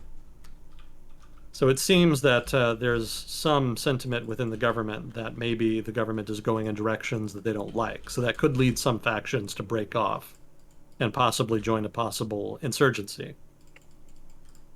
So dissident warlords, dissident factions within the Taliban, and then of course, people in the cities already don't like the Taliban for obvious reasons. It's a very different style of governance than they're used to.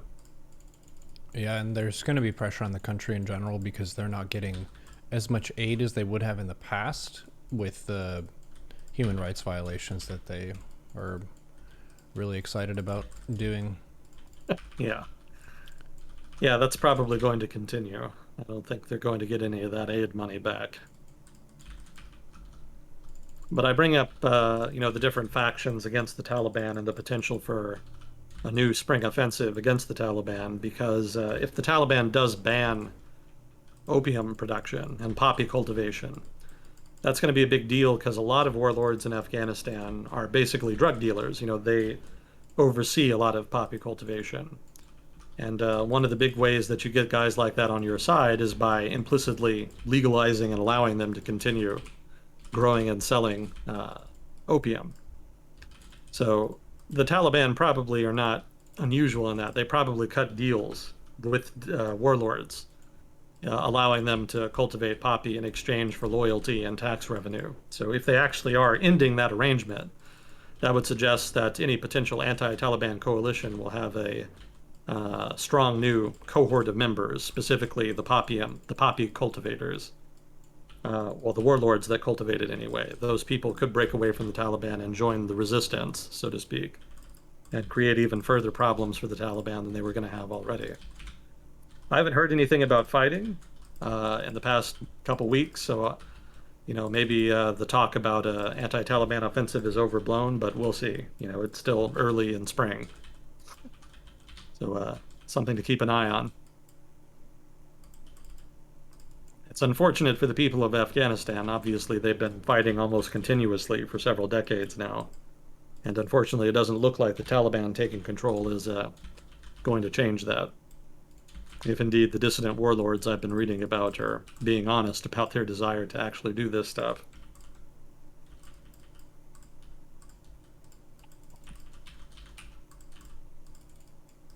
There's a pretty big difference between being the opposition and being the ones who are doing the governing. Governing is hard. Yeah. Sure, you were able to force yourself in and take power. Now what do? You have to keep the people happy. Ugh. Yeah, it's even harder when you have to govern spaces that require some technical expertise, specifically cities.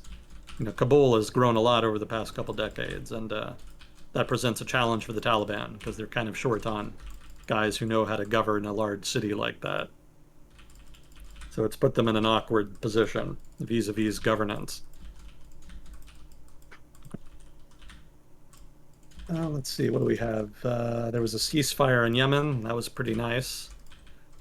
There's been a lot of fighting in Yemen over the past 10 years, so I'm sure the prospect of a ceasefire and peace negotiations will hearten many of the people there. It kind of had to do with the Houthis going after the Saudis. They were sending drones, I assume, I guess possibly ballistic missiles, to Saudi Arabia. They were attacking some of their oil facilities over there. And they did it, I think, for several days straight. And then they announced that they were going to stop for a period of, I think, a week. And they explicitly stated that they were doing it because they wanted the Saudi government to reciprocate so that they could have earnest peace talks. And I was a little skeptical, but the Saudis have actually respected that request. They've actually announced their own ceasefire. So the fighting presumably has at least tapered somewhat as a result, if not stopped outright. And it seems as though talks are going to continue. They never really stopped. There have been pretty much continuous peace talks in Yemen for the past 10 years, but they've never really gone anywhere. But the recent ceasefire gives some hope that maybe there will be more progress made this time. Yeah, that's a conflict that some people were complaining wasn't getting as much time in the news cycle as the war in Ukraine.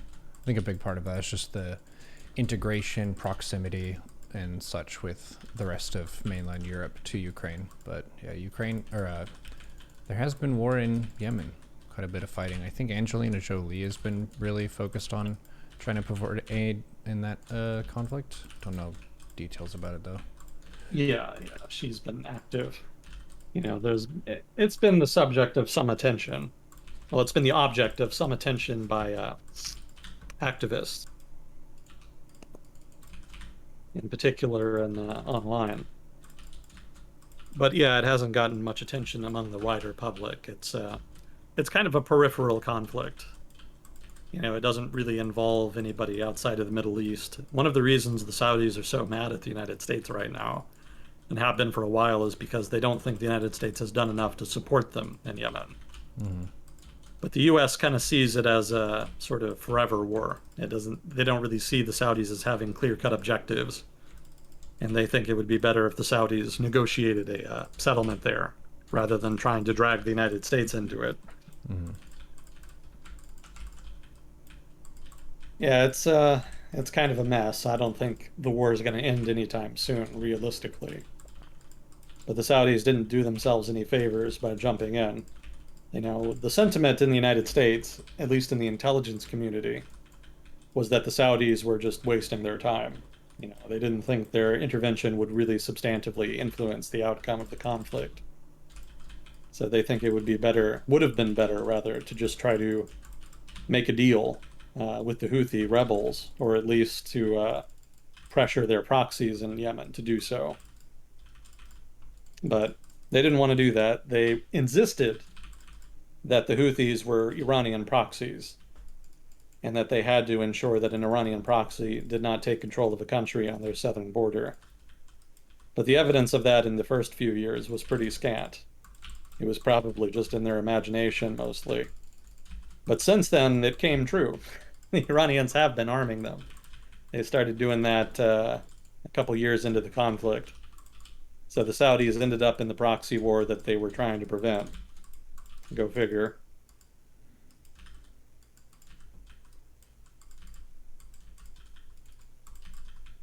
We were talking earlier this week about how while war is a zero-sum game in that one side loses, there are certain groups that benefit from whenever a conflict tends to happen. An example would be U.S. military and U.S. arms dealing. All of a sudden people want to buy a bunch of stuff to protect themselves in case they get invaded as well. Yeah, there is a bump. There is a bump there, as far as ammunition, vehicles, whatnot. So certainly there is some profit motive. But I think people kind of oversell that sometimes. The U.S. position in the Middle East is not one that's predicated on arms sales. Mm-hmm. Arms sales are rather a diplomatic tool that you use in order to signal support and to reciprocate that. So, the United States sells a lot of arms to Saudi Arabia, not because we want them to go and bomb Yemen. Again, we pretty much told them not to do it. We weren't willing to really stop them.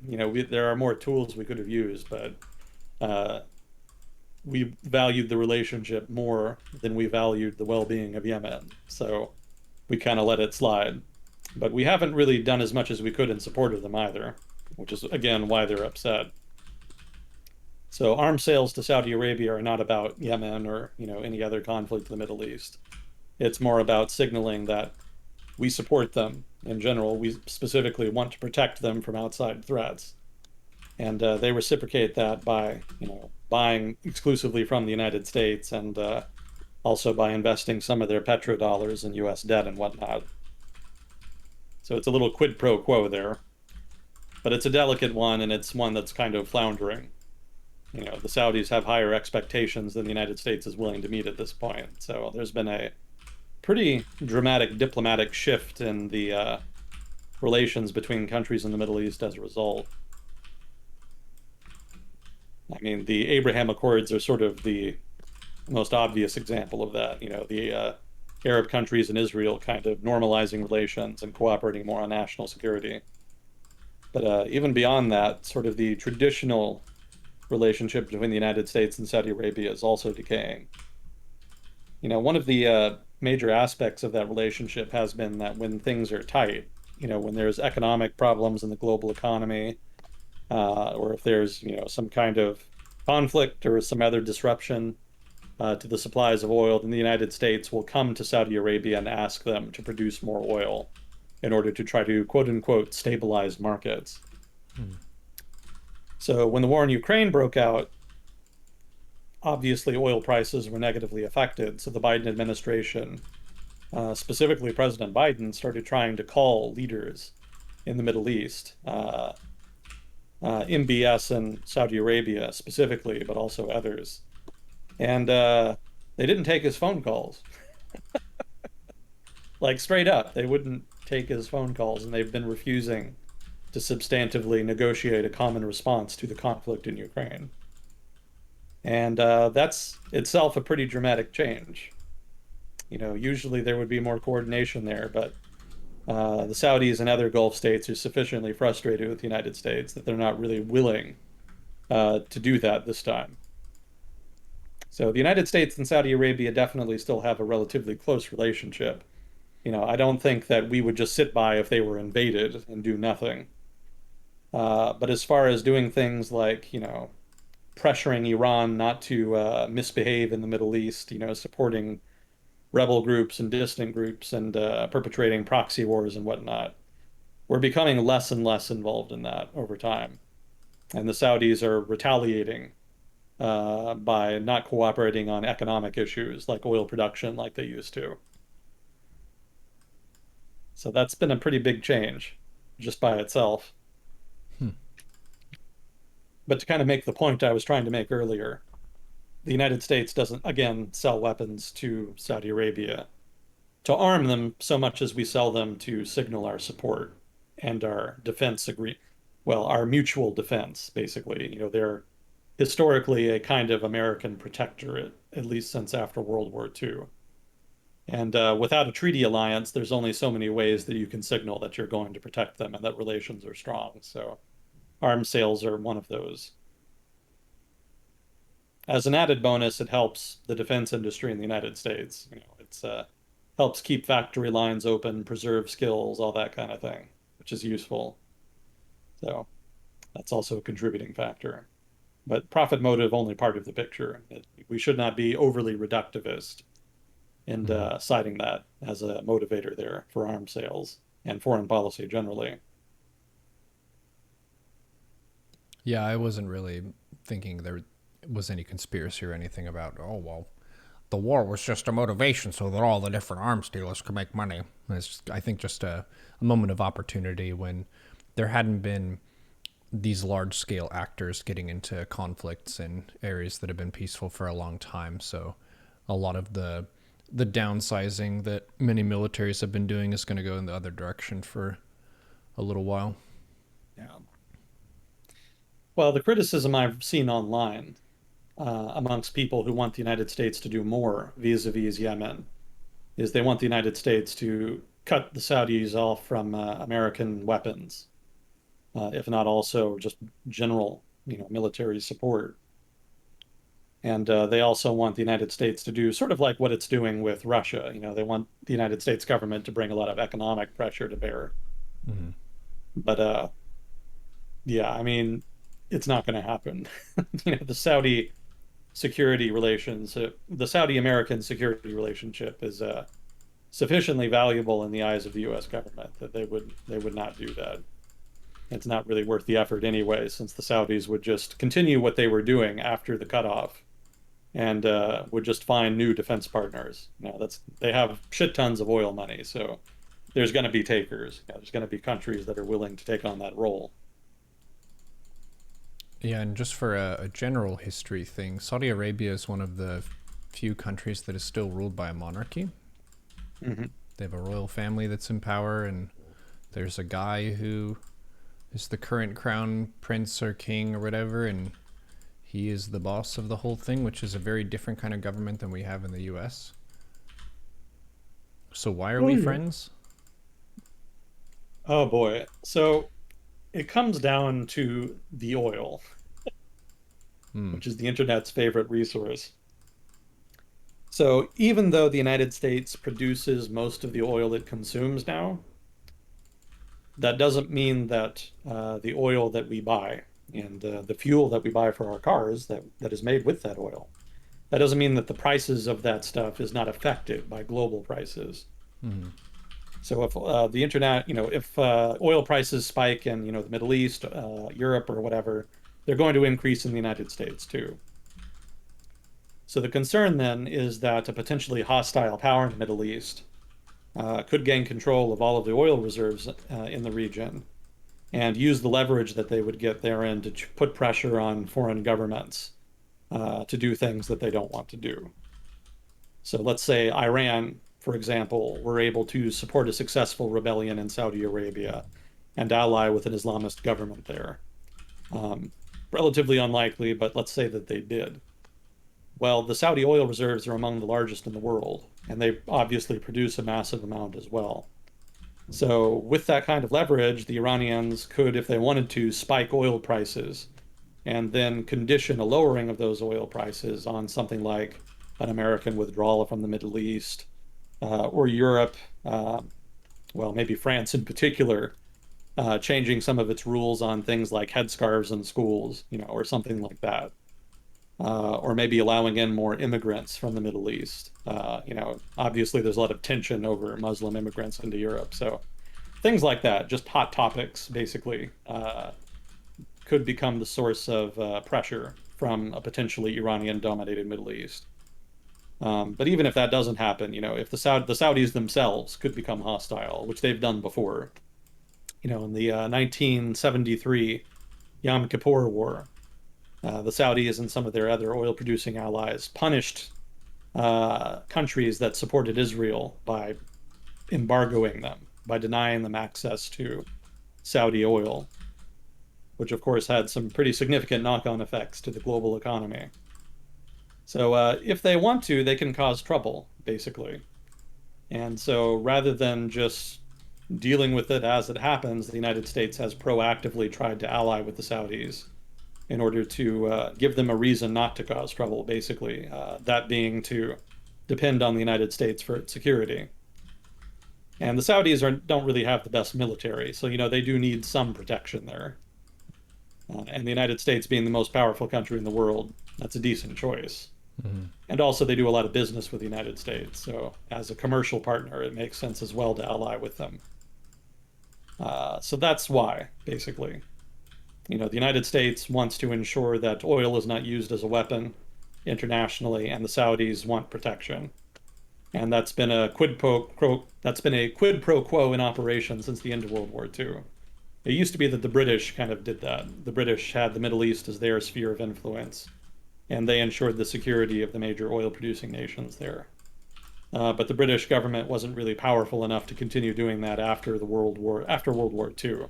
And so the role of securing the Middle East increasingly fell to the United States until the 1971 withdrawal east of Suez, in which the British withdrew military forces from Asia, east of the Suez Canal. And at that point, the United States basically became the sole guarantor of security in the Middle East, or at least the sole foreign guarantor of security, anyway. Also, if a hostile foreign power like, say, the Soviet Union during the Cold War were to gain control of the Middle East, obviously that would create problems since oil could be used as a weapon in relation to potential security issues or wars in other parts of the world. For example, a proxy war between the United States and the Soviet Union in, say, Vietnam or Afghanistan. Well, whoever controls the Middle East has a big advantage because all of that oil money can be used to, well, fund an insurgency, say, in Afghanistan, or it can be used to create an oil crisis for one or the other country. I guess not so much the Soviets, more so the United States. The Soviets were obviously a major oil producer, but the US was sufficiently dependent on oil imports during much of the Cold War that being cut off from the Middle East would create big problems, as we saw with the, Yom Kippur War example. So So it's not a real. Go it's ahead. not an alignment of ideology. It's more Yeah, so you have yeah, what I want and I have what you want. So let's do business. exactly. Uh, It's not predicated on like common interests, or well, it's not predicated on common values like America's relationship with Europe is. Even when we have disparate economic interests, or maybe even disparate national security interests, in general relations have remained pretty strong, just because there's so many commonalities between Europe and the United States politically and culturally as well. So that makes it relatively easy to smooth over differences there. Whereas with Saudi Arabia, there's not much in common in terms of values. The relationship is pretty much predicated entirely on the health of the security relationship. And so as that relationship has waned, we've seen corresponding shifts in terms of economic coordination, or more accurately, the lack thereof at this point, as well as a weakening in security cooperation on issues like Yemen or Ukraine or what have you. So basically, the Middle East is becoming more insular. They're not pulling away from the United States entirely. The United States is still a guarantor of security there, but the United States has made it more apparent over the past 10 years that it's more of a guarantor of last resort rather than a guarantor against all possible threats. And that's a pretty significant shift. And that's kind of what has the Saudis, among other countries in the Middle East, spooked because that's not something they were really prepared for. And so that's why they're improving relations with Israel, improving relations with Russia, reaching out to China. They're trying to diversify their relationships so that they can stabilize the region and also ensure that they have support if something does happen. Something that the United States would not necessarily do something about, like, say, Syria, for example. The Middle East kind of assumed that the United States would be very proactive in the Syrian civil war and didn't really happen. There was some intervention, there was some training of rebels, but it was pretty marginal. It was pretty pathetic in the grand scheme of things compared to what the United States was capable of. and And they so did that a was, lot less than Russia did for the Syrian government. yeah, significantly less. So that really undermined a lot of faith in the United States just by itself. And, that doesn't even get into things like the Iraq War, which the Saudis did not want the United States to do. They kind of knew what would happen, that it would basically just partially turn Iraq over to the Iranians and create kind of this power vacuum in the middle of the region with unsurprisingly deleterious results. So that also was pretty upsetting for them. The Obama administration negotiating the nuclear deal was upsetting. They didn't think the Iranians would ever actually adhere to the deal. They wanted the United States to take a much harder line on the nuclear program in Iran. And the Obama administration was not willing to do that, to the point where not only were they not willing to do it, they also criticized Saudi Arabia and other Gulf allies by saying that they themselves needed to have better relations with Iran. And I remember there was even some concern that the United States may flip, that it may shift over to focusing on good relations with Iran at the expense of good relations with Saudi Arabia. The Iranian government is much more legitimate than the Saudi government. That's not necessarily saying much. They're both authoritarian, but there's much more popular support in Iran for the government on account of it being technically a Republican government and on account of its Islamist flavor. Not a whole lot of popular support for absolute monarchies these days. So the Saudis are at something of a disadvantage in that regard. So there was some thinking, well, the rumor was that the Obama administration wanted to shift to an alliance with Iran because the Iranian government was not as likely to implode because of a revolution of some kind, as say the Saudis, which were kind of perpetually under threat of being overthrown by this, that, or the other Islamist or Arab nationalist interest group. I was actually reading just today about the Middle East Cold War, or maybe more accurately, the Cold War in the Middle East. But what it was is that there was a lot of Arab nationalist movements, specifically pan-Arab nationalist movements in the Middle East in the mid-late 20th century. And obviously, those were at odds with monarchies in the region. So that's an example of the kind of revolutionary flavor that might take root in one of the Gulf monarchies and which could overthrow them. And it would probably not result in a government that was particularly friendly to the United States. So rather than just sort of waiting for the inevitable revolution, why not ally with a country that, yes, is probably just as bad in terms of human rights abuses, but is at least less likely to be overthrown and replaced with an enemy government that is not going to be as willing to play ball, Mm. diplomatically speaking. I don't think that rumor was ever true, but it was the kind of thing that happens. It's the kind of rumor that you can expect when countries get paranoid about the United States withdrawing from the region. A lot of countries' leadership didn't really understand the US withdrawal and tried to kind of rationalize it in terms of realpolitik. The United States didn't trust them anymore, so it wanted to move in a different direction. I don't think that was accurate. I think it was more accurate that the Obama administration just wanted to reduce American commitments and reduce the risk that the United States would get embroiled in in another long war like Iraq or Afghanistan, which is something I think most people in the United States were pretty on board with. So no shock, but the continuation of that policy of withdrawal under the Trump administration and now the Biden administration has resulted in some knock-on effects, as we're seeing.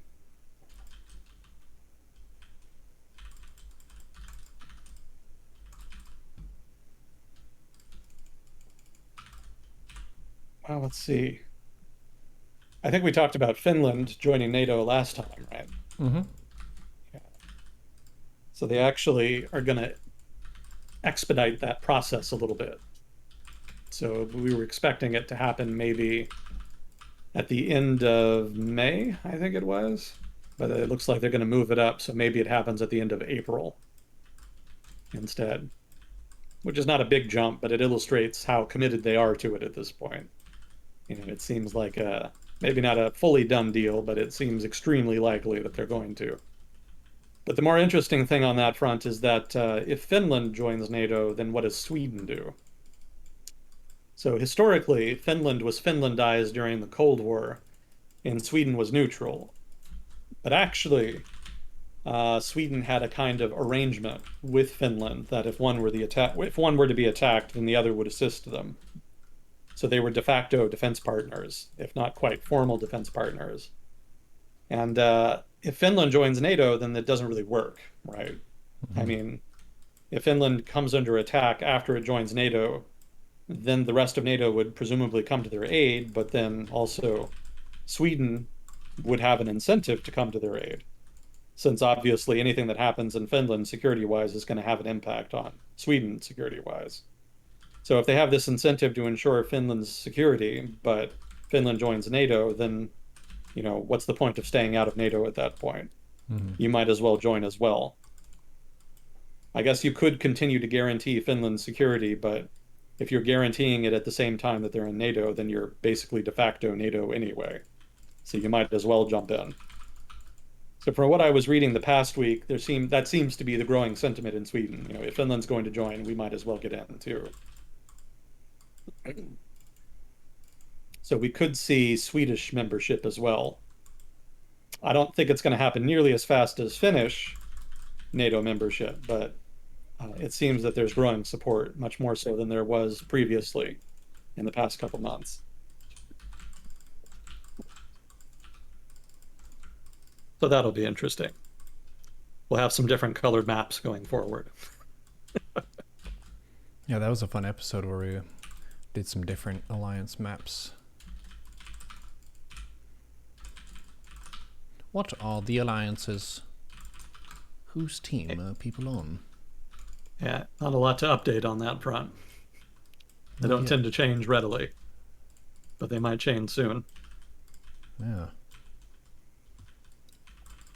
Yeah, it seems like a bit of a whoopsie daisy if Putin's idea was to stave off NATO expansion, and then by expanding into Ukraine, it increased NATO expansion.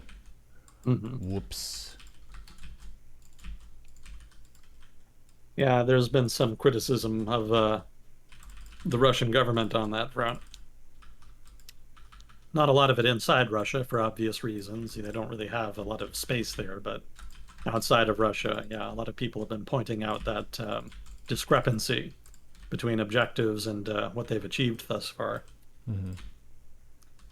Yeah, there was actually a Russian propagandist I saw, well, didn't see, I read an interview with him, and the interviewer actually asked him point blank, given that the Russian government said it didn't want NATO to expand, what are we to make about the fact that Finland, possibly Sweden, and possibly even Ukraine over the long term could possibly join NATO?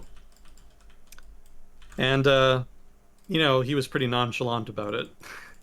His attitude is that Russia was already at war with the West, so it wouldn't make much difference. Yeah, the nationalist element in Russian society just kind of is not remorseful at all about what's happening. They're just doubling down. Mm-hmm. I guess it's not a surprise. There's not a lot they can really do at this point as far as rationalizing it. They're just kind of trying to get as much as they can out of it.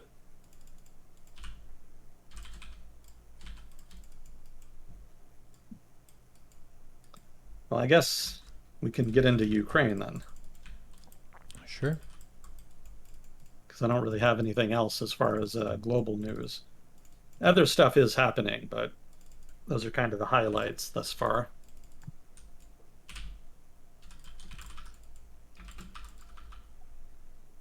Let's see, what did we have? Well, let's see. We talked last week about how Russian forces evacuated the northern part of Ukraine last week. So one of the things I read is that apparently that evacuation was a little bit haphazard.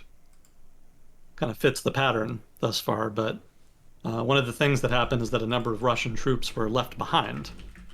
And as a result, Ukrainian forces kind of had to hunt them down. So they were kind of hangers on, they're sort of fighting to the last.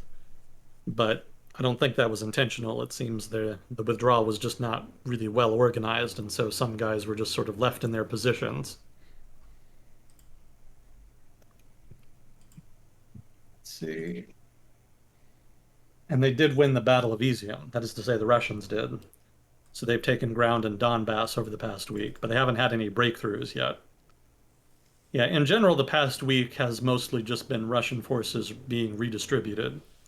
They're taking the forces they pulled out of the north of Ukraine and they're trying to move them out east so that they can participate in the offensive in Donbass.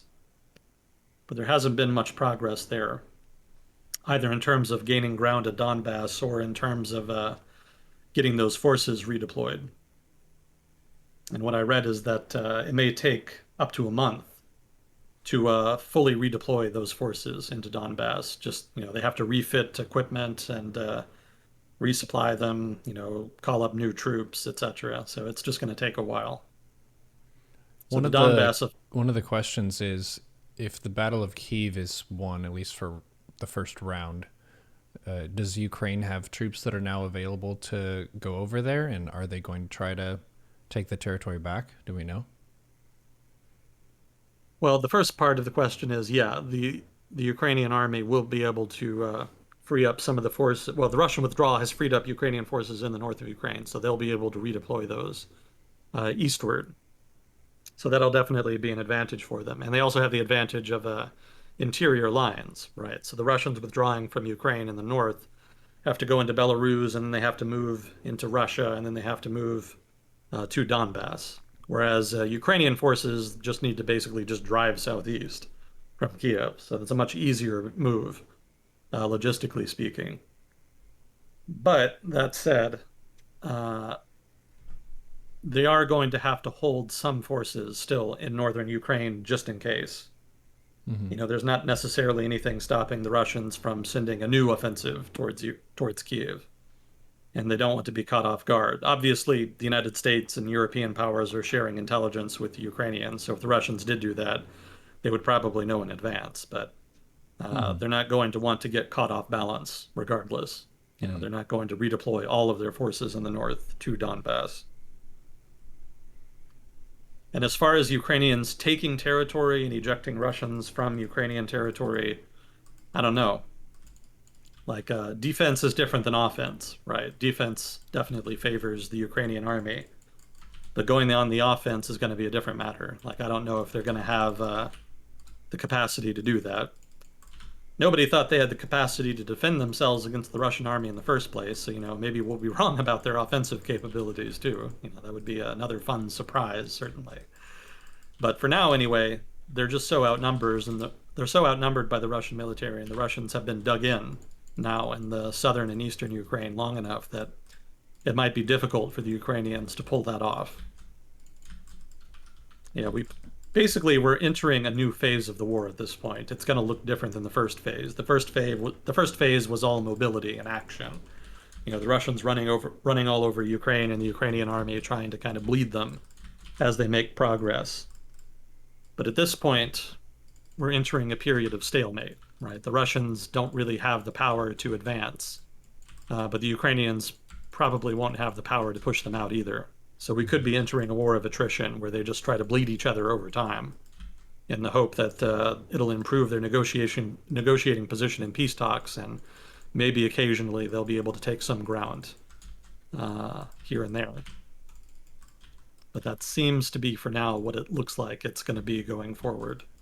There was a map that I saw that showed the different outcomes of the war, and from the most favorable to Russia to the most favorable to Ukraine. Mhm. And be kind of interested to see what you thought the most likely versions of that would be. There was like the complete Ukrainian victory, which would be they take everything, including Crimea, back.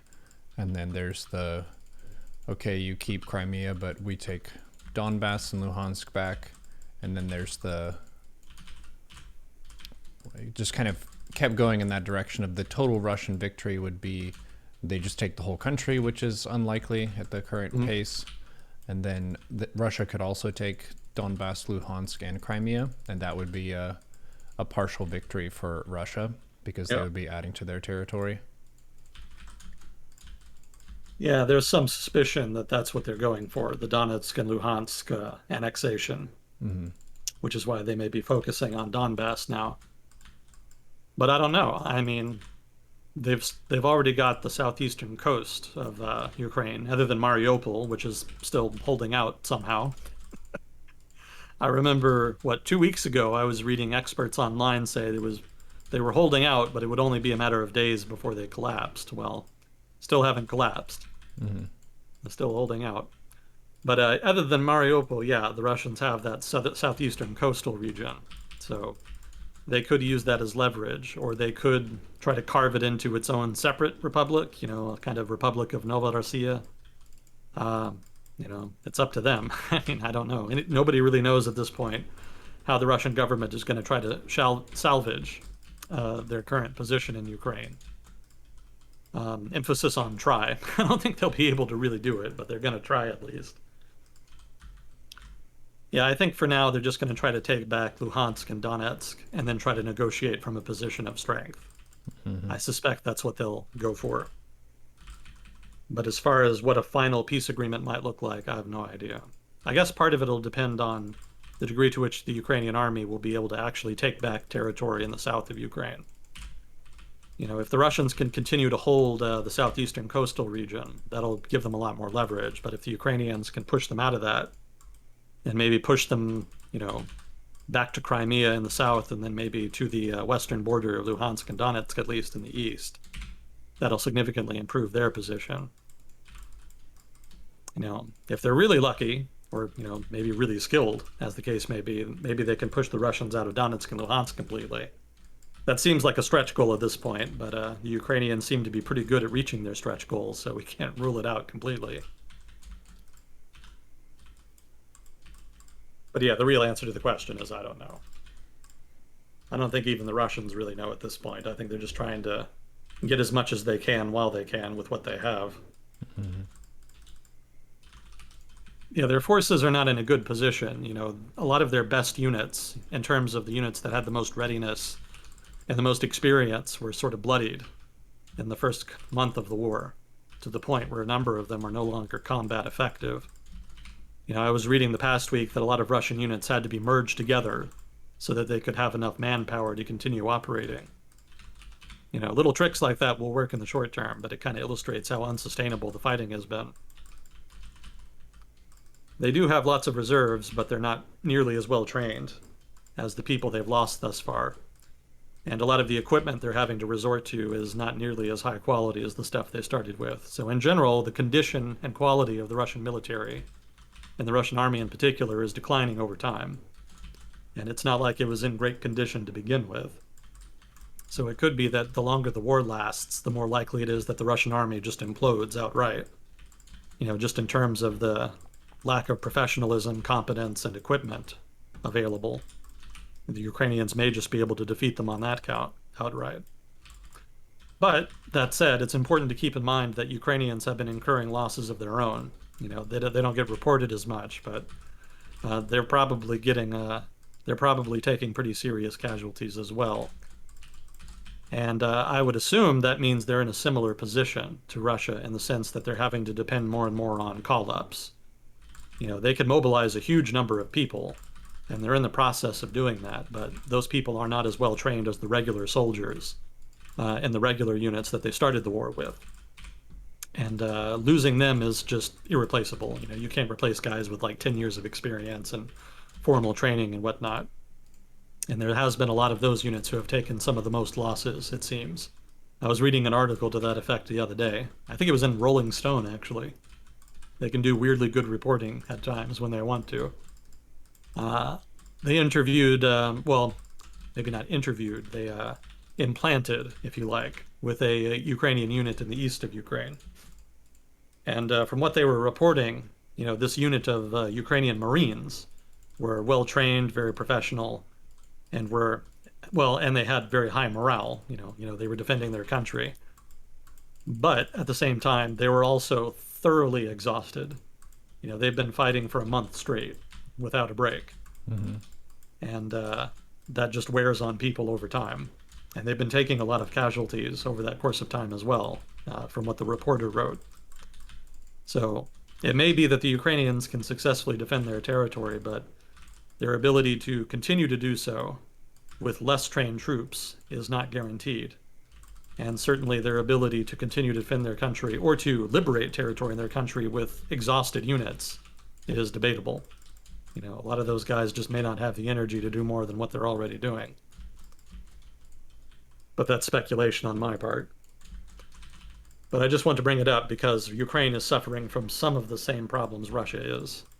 It's just doing better because some of their better units haven't been as mangled as Russia's better units have been. Mm-hmm. So they still have an advantage, I think, but it's going to be watered down with time. Attrition is a real factor here. Yeah, war is not fun. Yeah. There are other factors too that we've gotten to hear from Bitter Sugar about too that you don't always think about, but just not being able to sleep because there are bombs going off all night. That's kind of a bummer. Yeah. That wears on you over time. Yeah, I don't blame them for getting out. Has been any updates on him? Not too many. It'll be like a message here and there. I assume he's still doing all right based on the reports we've gotten recently. The area that he's in, I think, is more so in the area where Russia has retreated from rather than is actively pushing in. So that's good. Okay. Yeah. Well, I hope he continues to do well.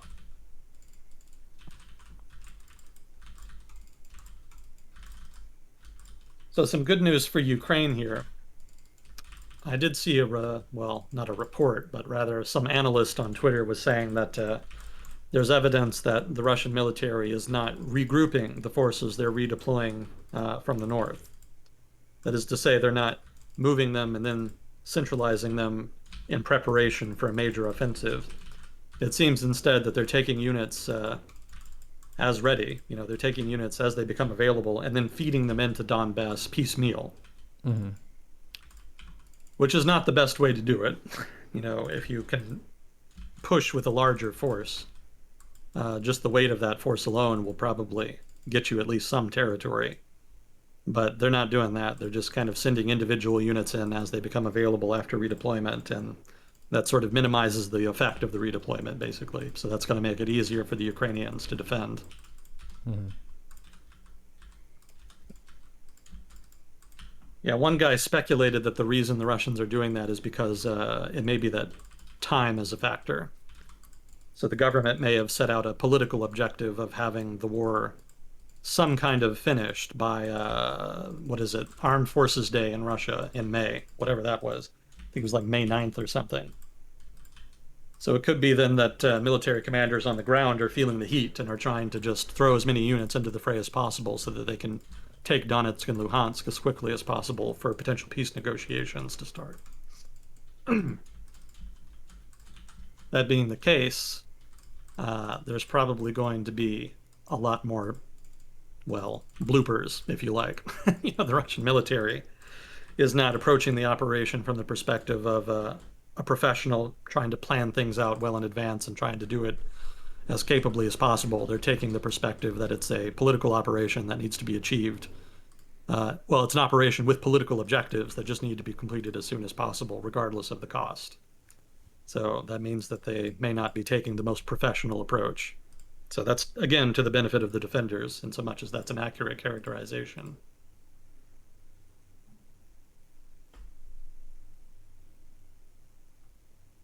Let's see. They did appoint a new commander, too. One of the flaws with the Russian operation thus far has been that there hasn't been a single general in charge. It's actually been individual fronts basically just being on their own and just kind of doing their own thing with relatively little coordination between them, which is obviously not really the best way to do things. You kind of do want to have fronts complementing each other with their actions rather than working at times at cross purposes. So they have assigned a single general to be in charge of the whole operation at this point, which means that there should be better coordination between different fronts going forward. Have you seen any of the like TikTok videos of Chechen forces and such? Yeah. Yeah. One thing that was interesting about that is that they're kind of self-managed and equipped more so than Russian contingents are. So some of these guys are actually like really decked out with some high quality guns and armaments and things like that, which was a little bit surprising. But there will be people who have like almost nothing and they're undergeared, so to speak. Yeah. But they're just out there with their phones, like shooting at stuff and taking videos of each other, and they've got background music to it and that kind of a thing.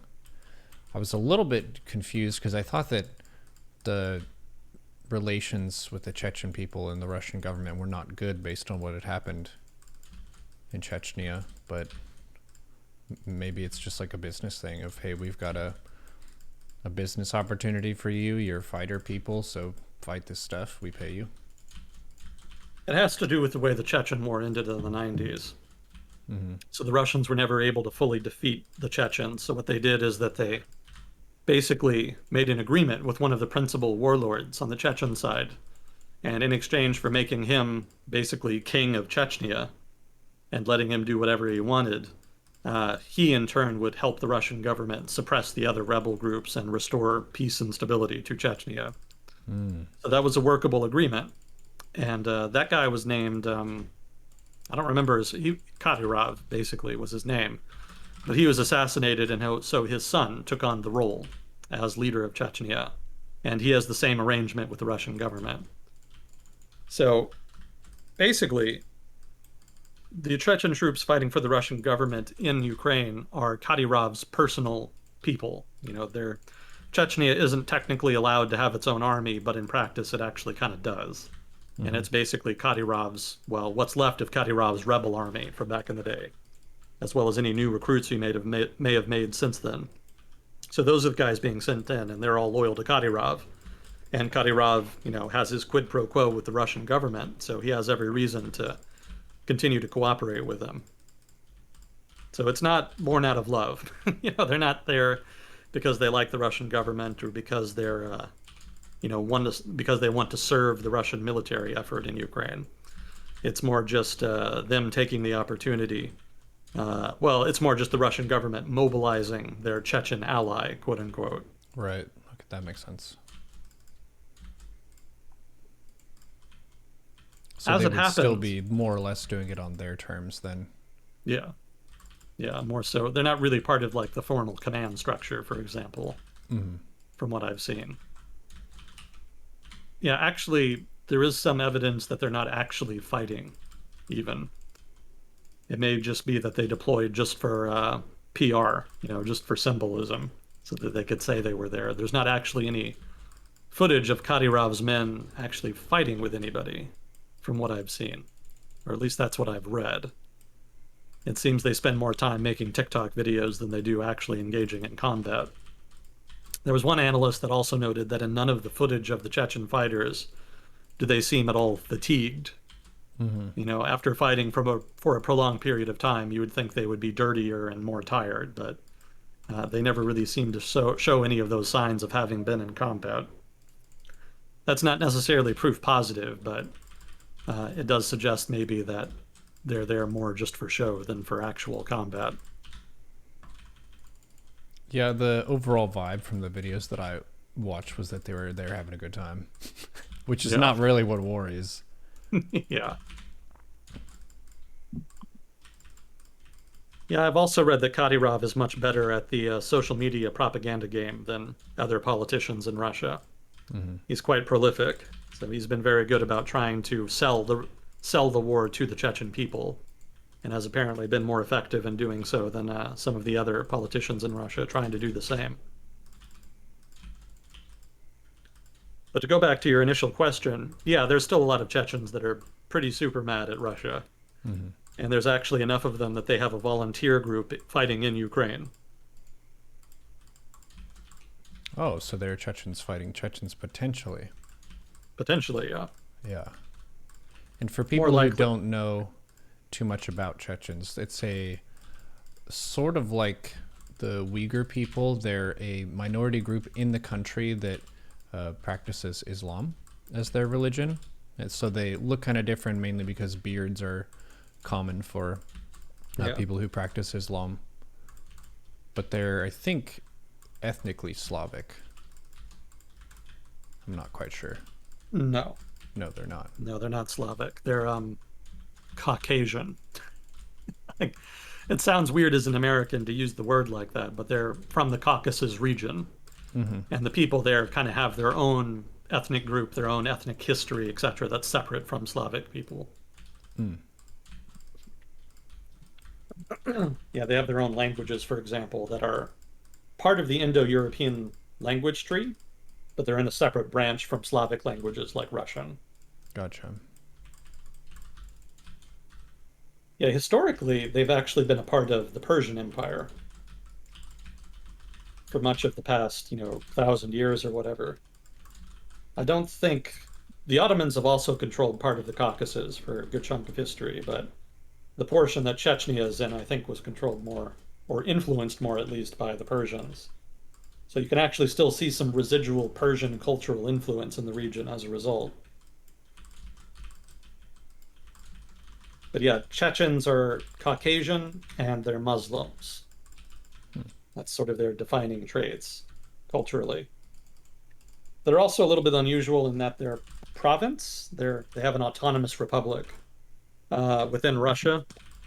It's mostly ethnically Chechen, which is a little unusual. A lot of the even the provinces that have relatively more ethnic minorities in Russia generally tend to have Russian majorities rather. And Chechnya is one of the few that actually has the minority population that is to say, minority within the context of the nation, they're the majority within their own autonomous republic. Mm-hmm. So not a lot of other ethnic groups and non-Russian ethnic groups in Russia can say the same about their own autonomous republics.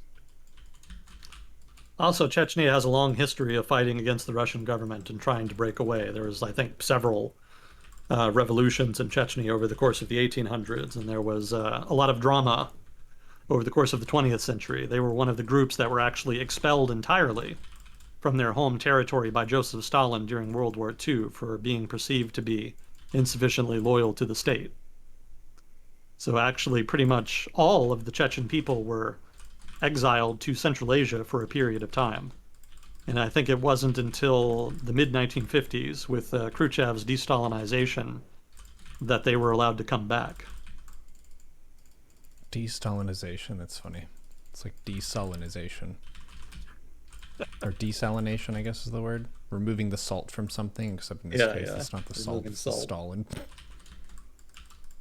Well, there was a lot of things he did that they wanted to undo, not least of which was the endemic state violence. But yeah, Chechens have lots of reasons to fight Russia.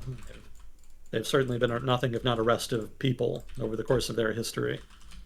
So more than a few are still bitter about the Chechen wars in the 90s, and they've taken the opportunity to fight in pretty much every conflict Russia has been in since then, on the side that is fighting against Russia.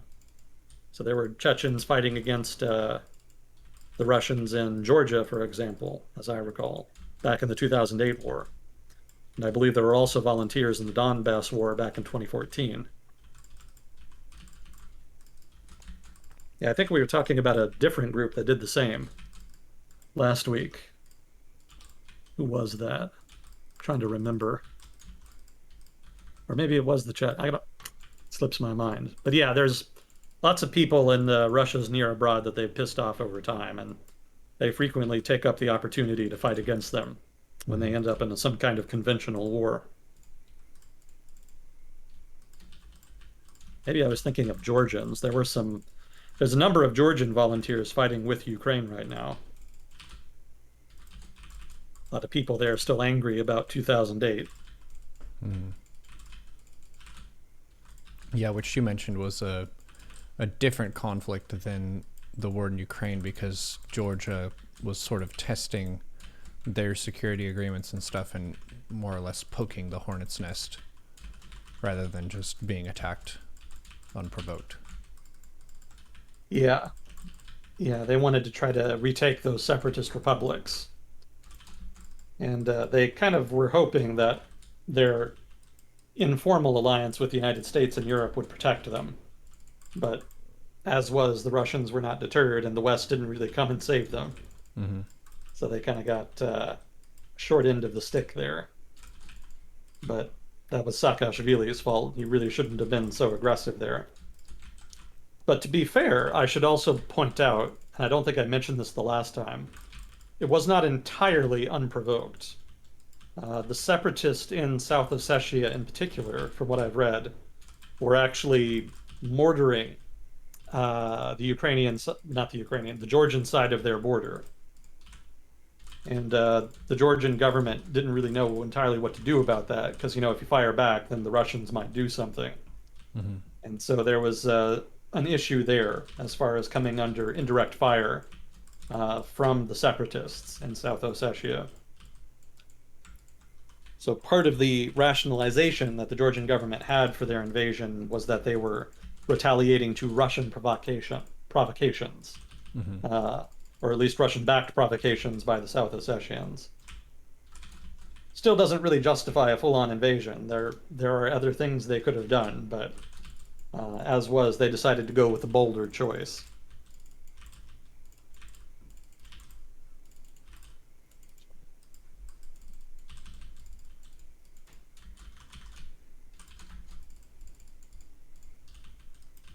Well, let's see.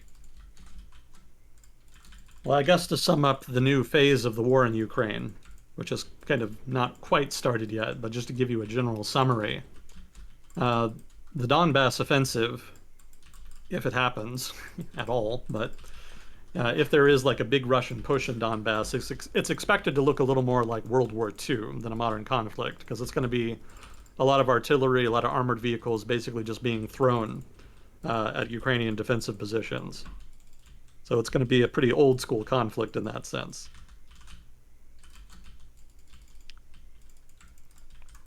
There could be some interesting moves on the Ukrainians' part. So, from what I've been reading, there's been a lot of, there's been an increased effort to try to get supplies to them. So, up till now, we've mostly been focusing on like defensive stuff, anti-tank guided missiles, surface-to-air missiles, stuff like that. But there's been a bigger push to try to get the Ukrainians some more offensive equipment, specifically tanks. So from what I was reading, the Czech Republic actually sent Ukraine something like 100 T-72s, which is a lot. Pretty good number there. But it illustrates the fact that if Ukraine is going to take back territory, they're going to need more offensive equipment like that. And while the United States has been pretty hesitant to do that, Eastern European countries have been a lot more willing, and they're a lot more able to anyway, because they have a lot of old Soviet equipment and storage that they can kind of roll out and send to them right away that the Ukrainians already know how to use. Mm-hmm.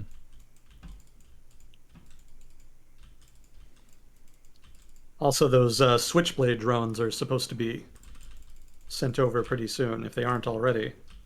I was reading today that the first Ukrainian crews to have been trained to use the Switchblade drone have gone back to Ukraine recently. So we'll probably be hearing pretty soon about usage of those drones in combat, which should be pretty interesting. And also, in future, in the second phase of conflict here, the Ukrainians are going to have a lot more troops mobilized. So again, they're still at a numerical disadvantage, and especially in terms of equipment. But some of that is going to be mitigated as they call up more and more people. So we should see combat happen on a somewhat more even keel here in the second phase of the war, at least in terms of the number of troops on each side. Mm-hmm. Yeah, and I would call back to a couple weeks ago at the start of the conflict. One of the reasons that the Ukrainian army lost ground early in the war was that the Ukrainian government had not mobilized its reserves in the lead up to the war, allegedly because they wanted to avoid provoking Russia. So that created some problems for them in terms of fielding an army as large as they would have liked in order to fend off, a major invasion from Russia. But since they've been able to hold off the initial onslaught, that's given them time to mobilize those people. So Mm-hmm. the Ukrainian army should be able to fight going forward with more of the force they would have wanted at the start than the sort of haphazard arrangement that they had.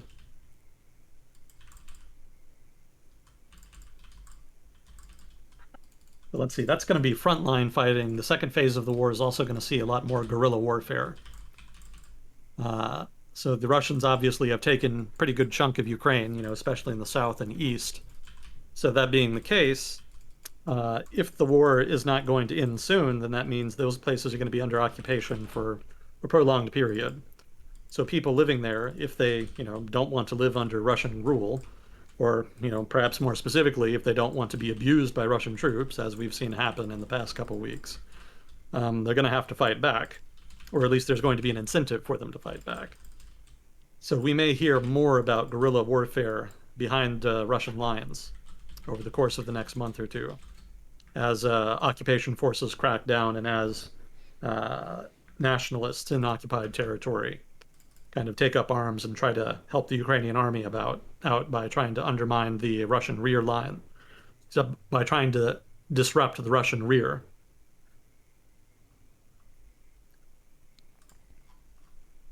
Oh, also, I read that what's going to happen in spring in Ukraine is that the foliage is going to come in.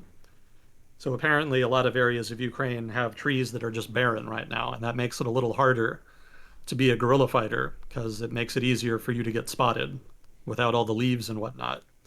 But it's expected that once the leaves come in, there's going to be a lot more cover for people engaging in guerrilla activities of one sort or another. So that being the case, that alone will actually incentivize further guerrilla activity than what we've seen thus far. So that's another factor, and another example of the weather impacting warfare. Yeah, we talked about that earlier on with the tanks getting stuck in mud if they ever went off the road because it Yeah, was the wet season there. yeah, exactly. And also generally cold, which meant that you have to keep equipment running so it doesn't freeze over, that sort of deal. Definitely not the first thing that comes into mind whenever you're thinking about a military campaign. We Yeah. need to push that front.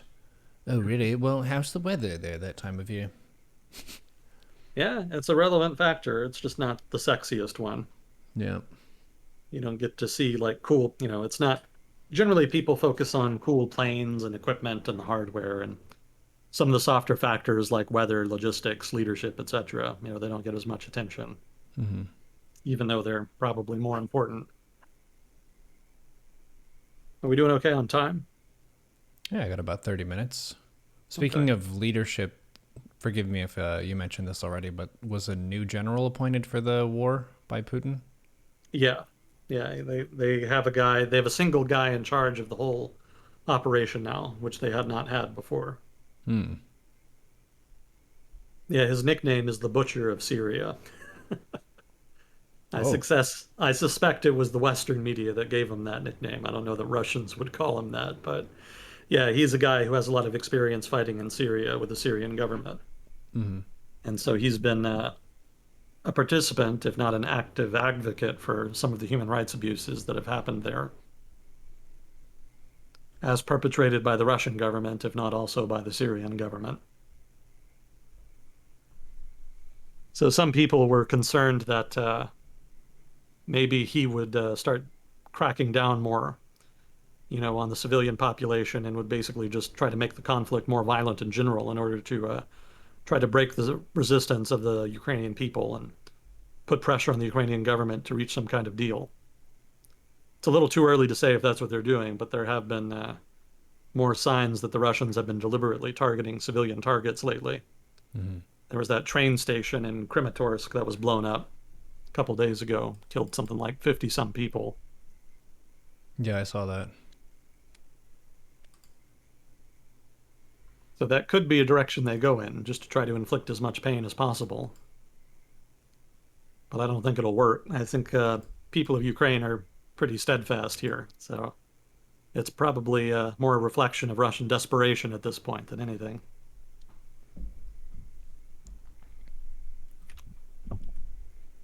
Let's see. Oh yeah, there was a opinion piece published by Russia's state-owned news agency, which was pretty flagrantly fascist in theme, if nothing else, if not outright fascist. And it talked a lot about the Ukrainian people being sort of inherent Nazis, and that the only way to ensure that they were pro-Russian would be to de-Ukrainize them. Yeah, I saw that. I think that's pretty silly. That being Ukrainian was some like radicalized ideology to begin with, rather than Mhm. just a nationality like any other country.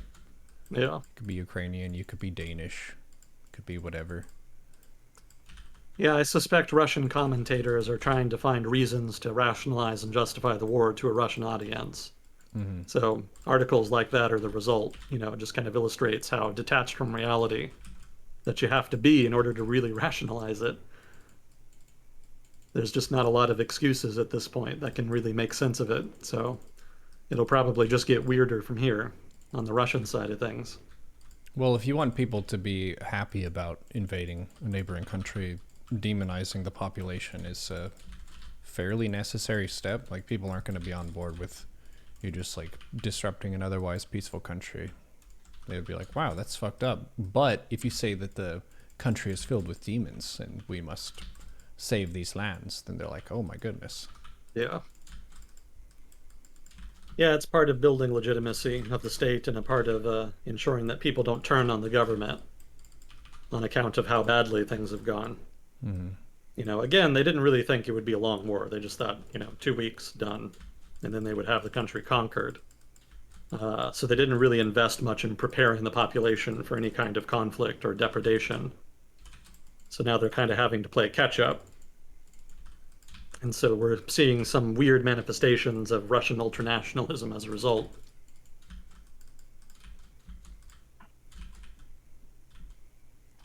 Yeah, and the tricky thing for people on the outside looking in is because they have such strict rules about what you can and can't say, we don't really know the extent of like the Russian population who opposes the war. Because if you oppose the war openly, jail right away. Yeah. You post on Facebook opposing the war, also jail. Yeah, in general, there's been a rally around the flag effect.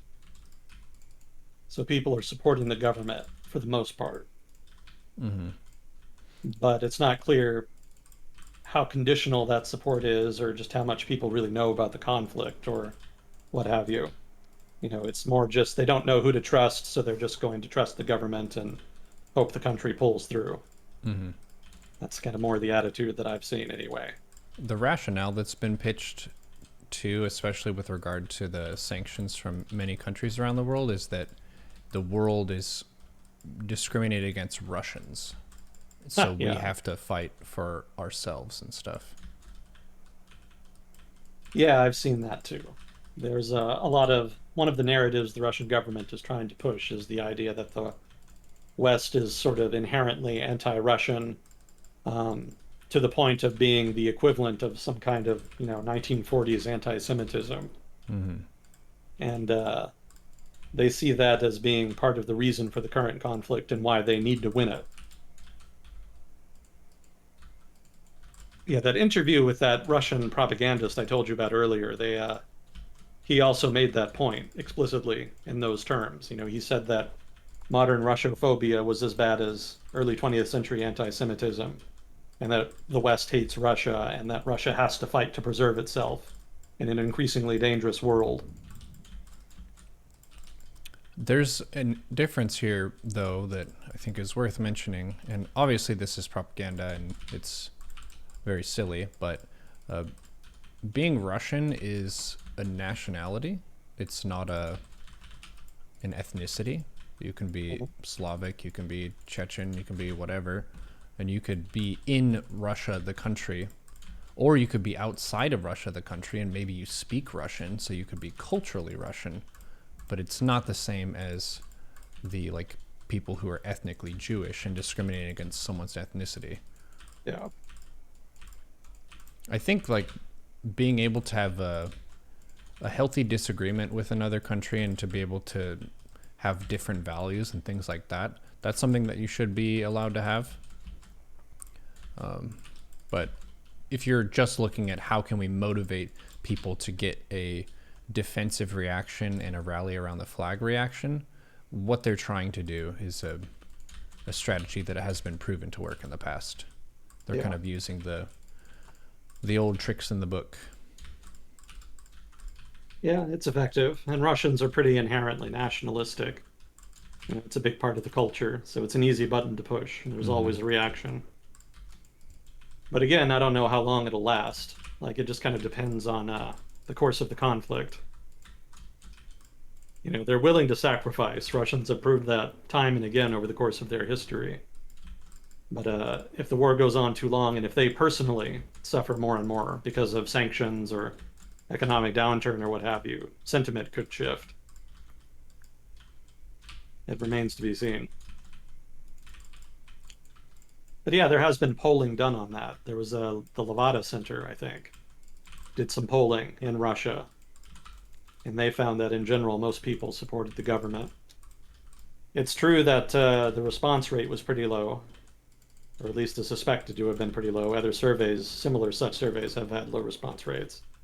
And there's also the factor of people self-censoring. Maybe that people are not being honest when they take the survey, when they say they support the government, just out of fear. It's difficult to judge. Mm-hmm. But when I was reading some analysts talking about it online, they said in general, the survey was reliable, they think. The Levada Center is one of the last independent institutions in Russia. It's not a dissident institution, but it's also not explicitly controlled by the government. So they generally have produced pretty reliable, well-constructed surveys and whatnot.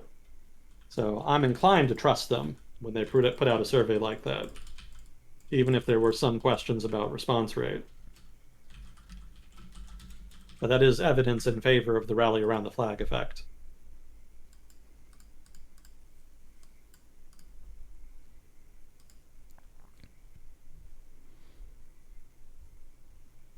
Yeah, chat's pointing out there's a Russian brain drain as a result of this as well. A lot of people Yeah. are leaving the country, which is also going to mean that the relative sentiment in the country is going to be more favorable to the war because the people who are strongly opposed to it are leaving. Yeah, they're getting out. Generally, people who are younger and more educated tend to not support the government as much, Mm-hmm. and they tend to be the principal constituency that is opposed to the war at this juncture. Mm-hmm.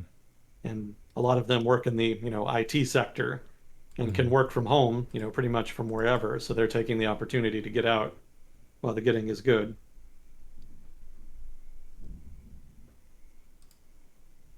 Yeah, I think there was one Russian politician who issued a statement basically begging them to come back.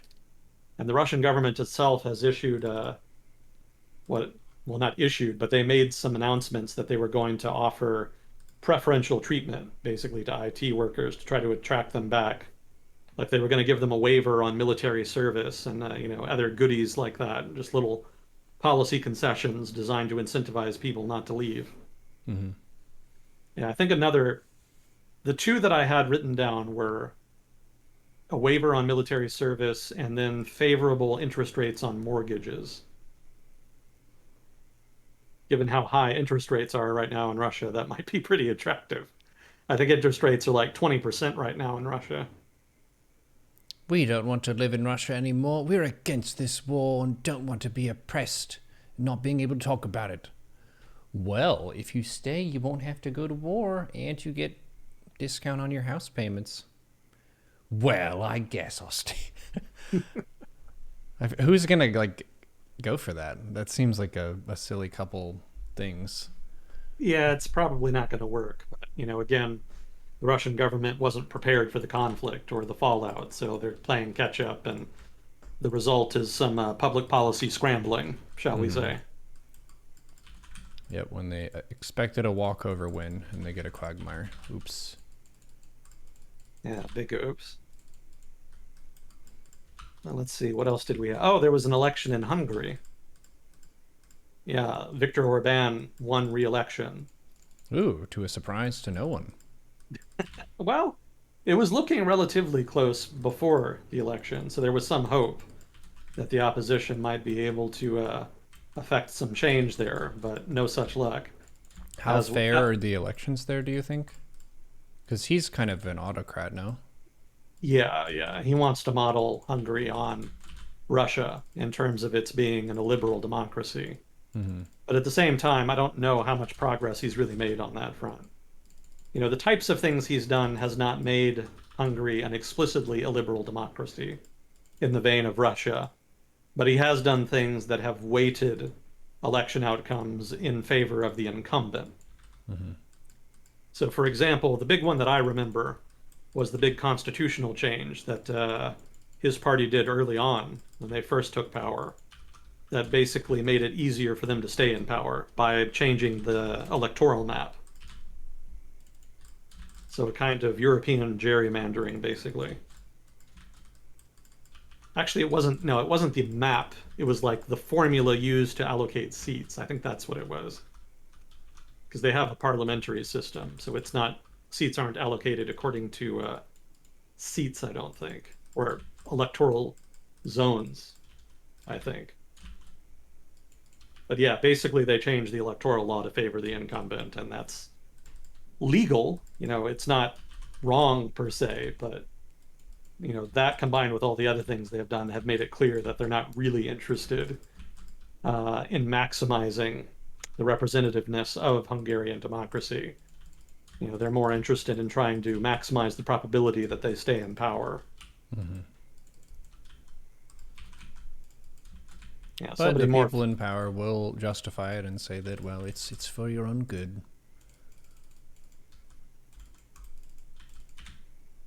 certainly that's his opinion. Yeah.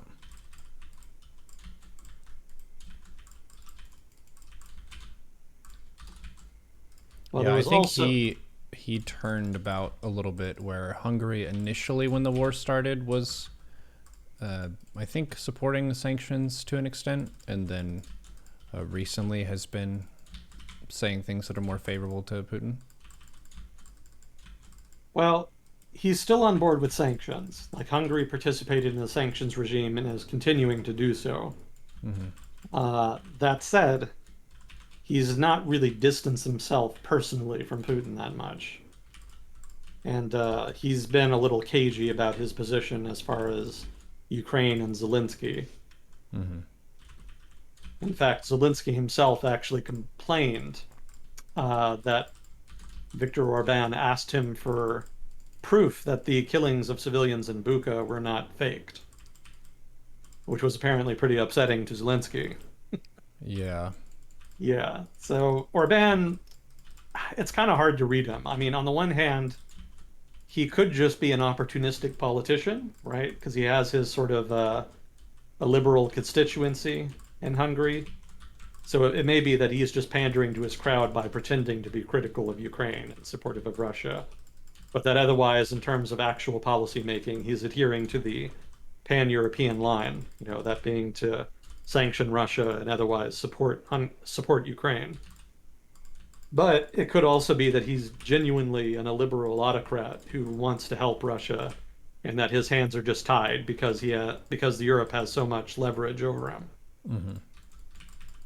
So I can't really tell one way or the other. Yeah, that's another thing is some people they don't really have a side that they love ideologically and that they're really going to bat for. It's what is the play that I need to make to win? Yeah, Whose hand do I need to shake? exactly.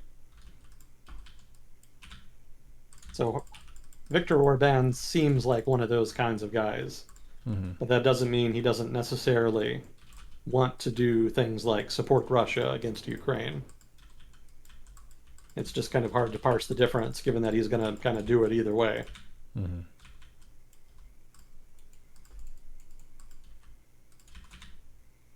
Well, he also got in trouble with Poland, which was a pretty big deal. Poland and Hungary, rather, have been very close diplomatically for much of the past 1,000 years. They have this weirdly close relationship that just goes back to the medieval era. They have always had very friendly relations.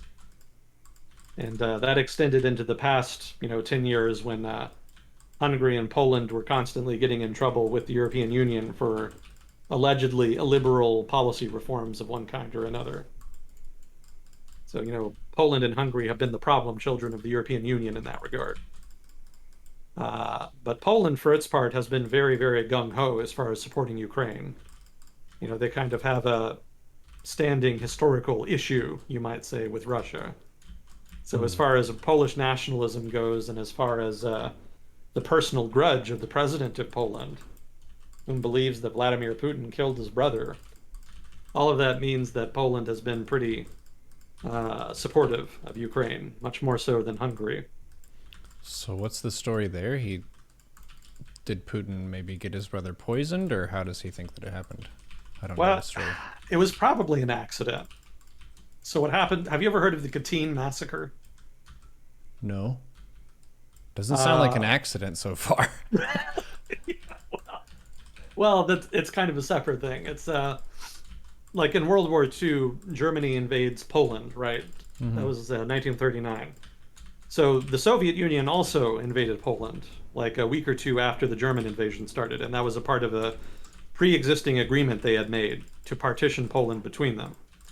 So in the Soviet zone of occupation, the Soviets executed something like 10,000 people, Mm-hmm. whom were parts of the Polish intelligentsia, Polish officers, basically anybody they suspected might be able to lead any kind of resistance to Soviet rule over Eastern Poland. Mm-hmm. So that's what the Katyn massacre was. Mm.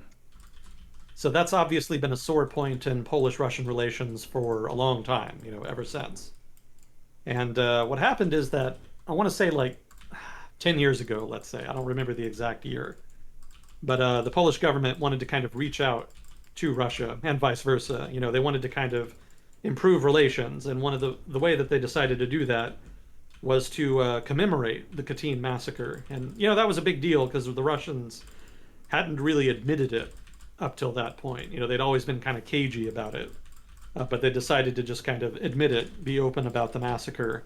And the Poles reciprocated by agreeing to a co-commemoration, if you like, in which Russian and Polish public officials would be present at the site during the anniversary of the massacre.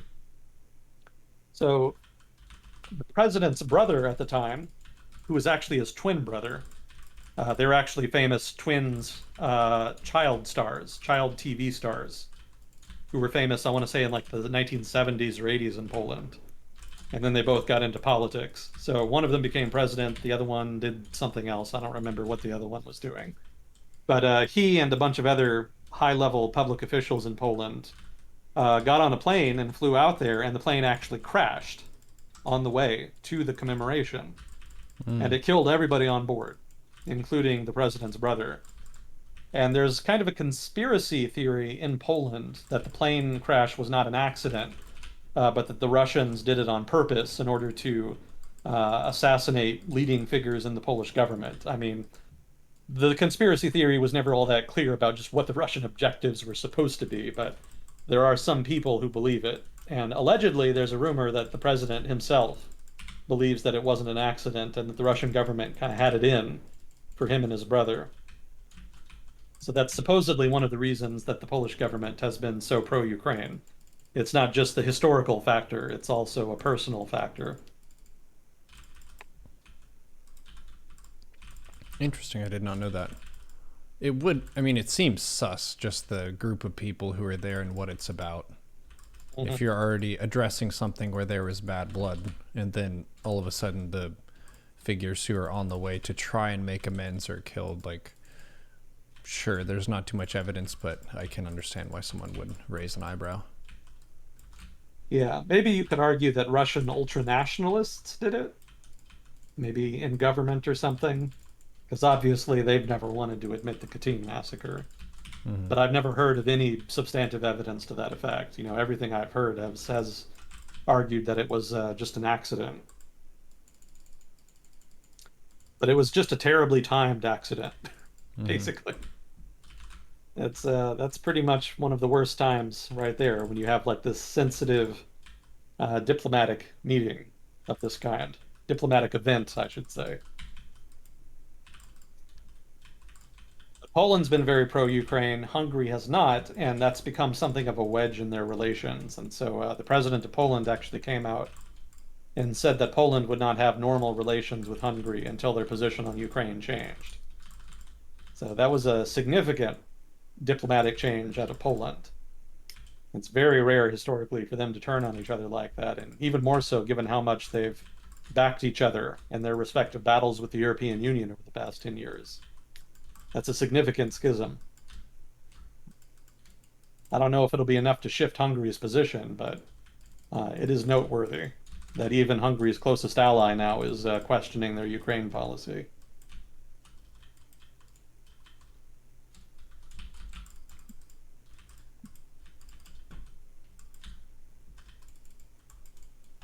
Let's see. That wasn't 30 minutes, was it? Getting close. 27. Getting close. Okay.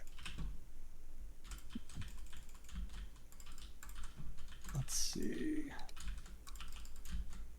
I had a bunch of videos for you. I'll just post that in Discord. Oh yeah, the volunteers. There's like a lot of volunteers fighting in Ukraine, right, from other countries and stuff. Yep, some kind of foreign legion thing. Yeah, International Legion is what they're calling it. Apparently, that's not going too well. Oh, why not? Well, the Ukrainian government has announced that they're not going to take any more volunteers. Mm-hmm. At least they're not going to take any more volunteers into the International Legion anyway. And apparently the issue is that a lot of the people who have been volunteering for it just don't really have much training. Mm-hmm. And they're also having trouble finding equipment for them. So it's becoming something of a logistical and professional issue to the point where they're not really pushing, well, they're not really encouraging further volunteers.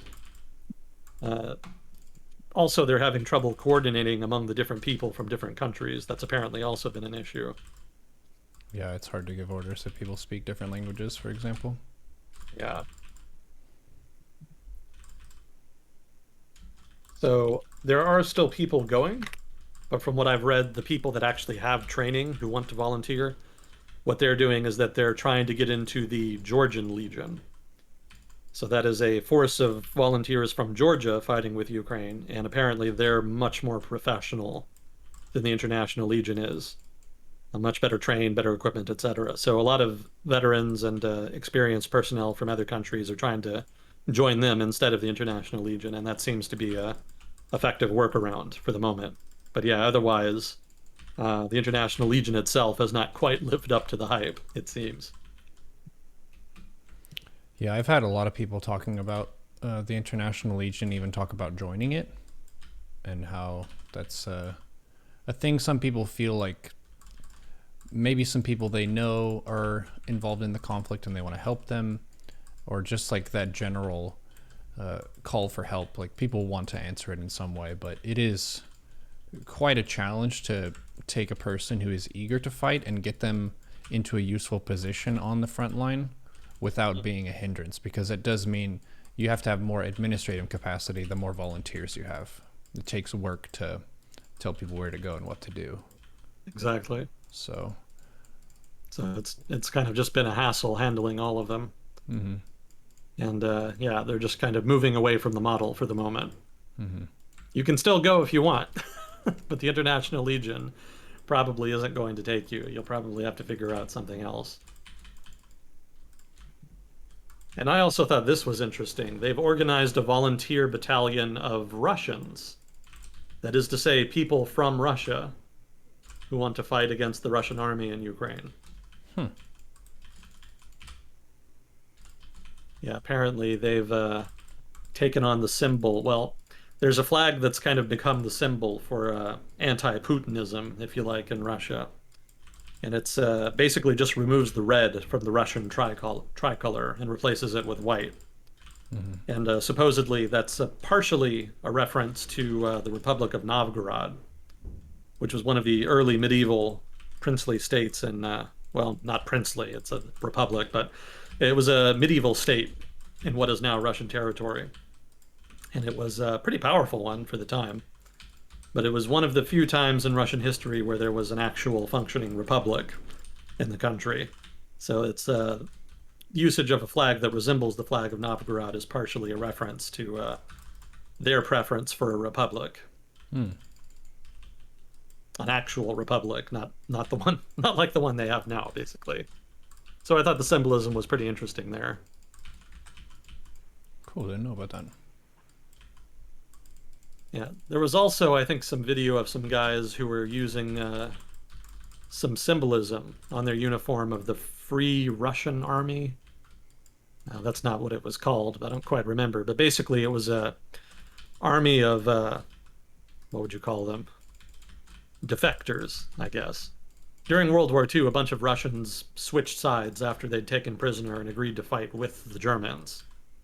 And they joined the Russian Liberation Army, whatever it was, under the leadership of a guy named General Vlasov, who was a Russian general who had been captured as a result of a blundered, well, not blundered, bungled Russian offensive that he blamed his superiors for. So that symbolism is very controversial in Russia for obvious reasons. Those people are all seen as traitors, so it's probably not the best choice if you are a Russian who wants to volunteer like that. The Novgorod symbolism, I think, is much better. It doesn't come with the same baggage. But yeah, there are some Russians who are taking up the fight, it seems. Hmm.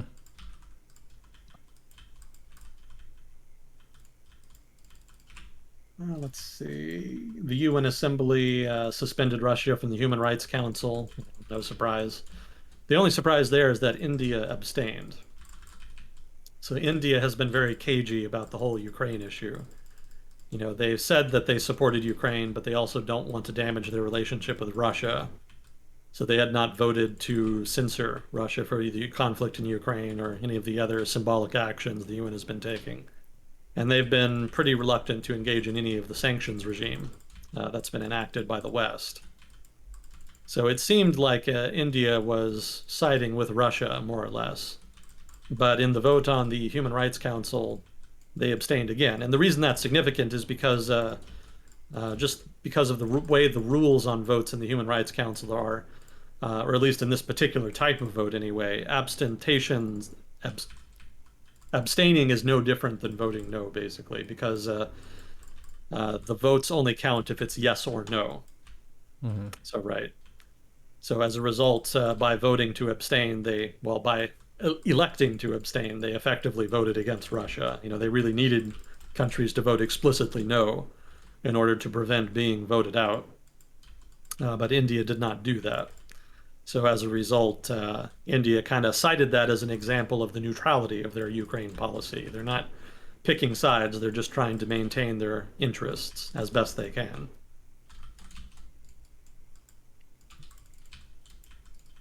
They Oh, and do got a you remember? soft no instead of a hard no.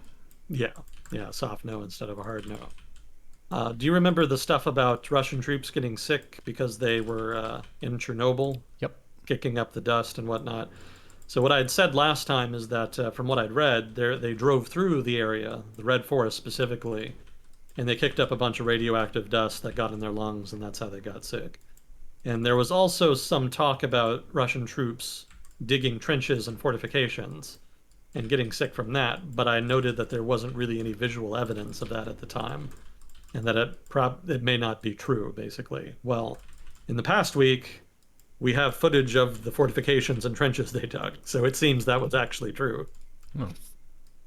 So that's been verified. I'll send that to you as well. Just get that in Discord. And let's see. Oh, and the U.S. Treasury Department announced that it was going to bar Russia from using dollars from its American accounts to pay its debts. So we talked about this last week. The U.S. basically allowed, for some reason, Russia to access some of its dollar accounts that had been frozen overseas in order to pay back some of its debt. And debt has regular payments and whatnot. So if they'd missed that regular payment, they might have been in default, which would have been a big deal for their credit rating and whatnot. So the United States has since announced in the past week that they're not going to do that again, basically. And that raises the specter again of a default on Russia's debt. And I don't know how big of a deal that would necessarily be because they've already announced that they're only going, well, they had announced that they were going to pay the debt back in rubles. Obviously, they were able to make that one payment in dollars since then. But between all of the sanctions and the decline in Russia's economy and the fact that they're probably, at least going forward, not going to have access to dollars, means that it's going to become increasingly difficult for them to pay back any of that debt in the currency in which it was originally denominated. So that's kind of already going to be priced in, is what I'm saying. Like, if you hold Russian debt at this point, I would not have high expectation. Well, you would not have high expectations of getting paid back at this point.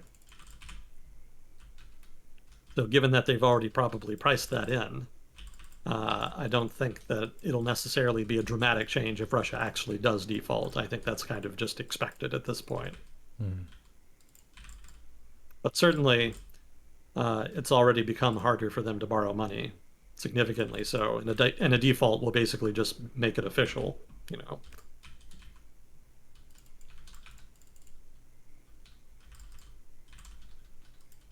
I guess that's pretty much it. As far as the Ukraine update.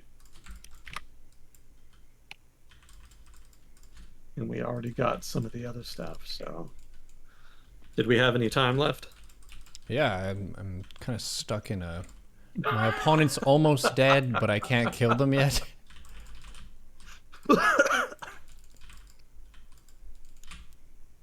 Chat, do you think I've won this game? Do you think I've lost? Oh my gosh, I just had a super good thing happen. But let's see.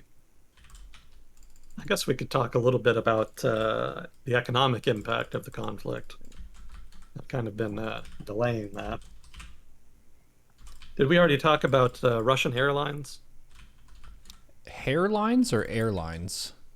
Airlines, sorry. Okay. Russian airlines. It's like some Russians are balding as a result of the stress of this. No, what about Huh. Russia Airlines? Mm. Well, they're facing imminent collapse because a lot of the planes that they use are leased from Western countries. Specifically, they're leased from Ireland.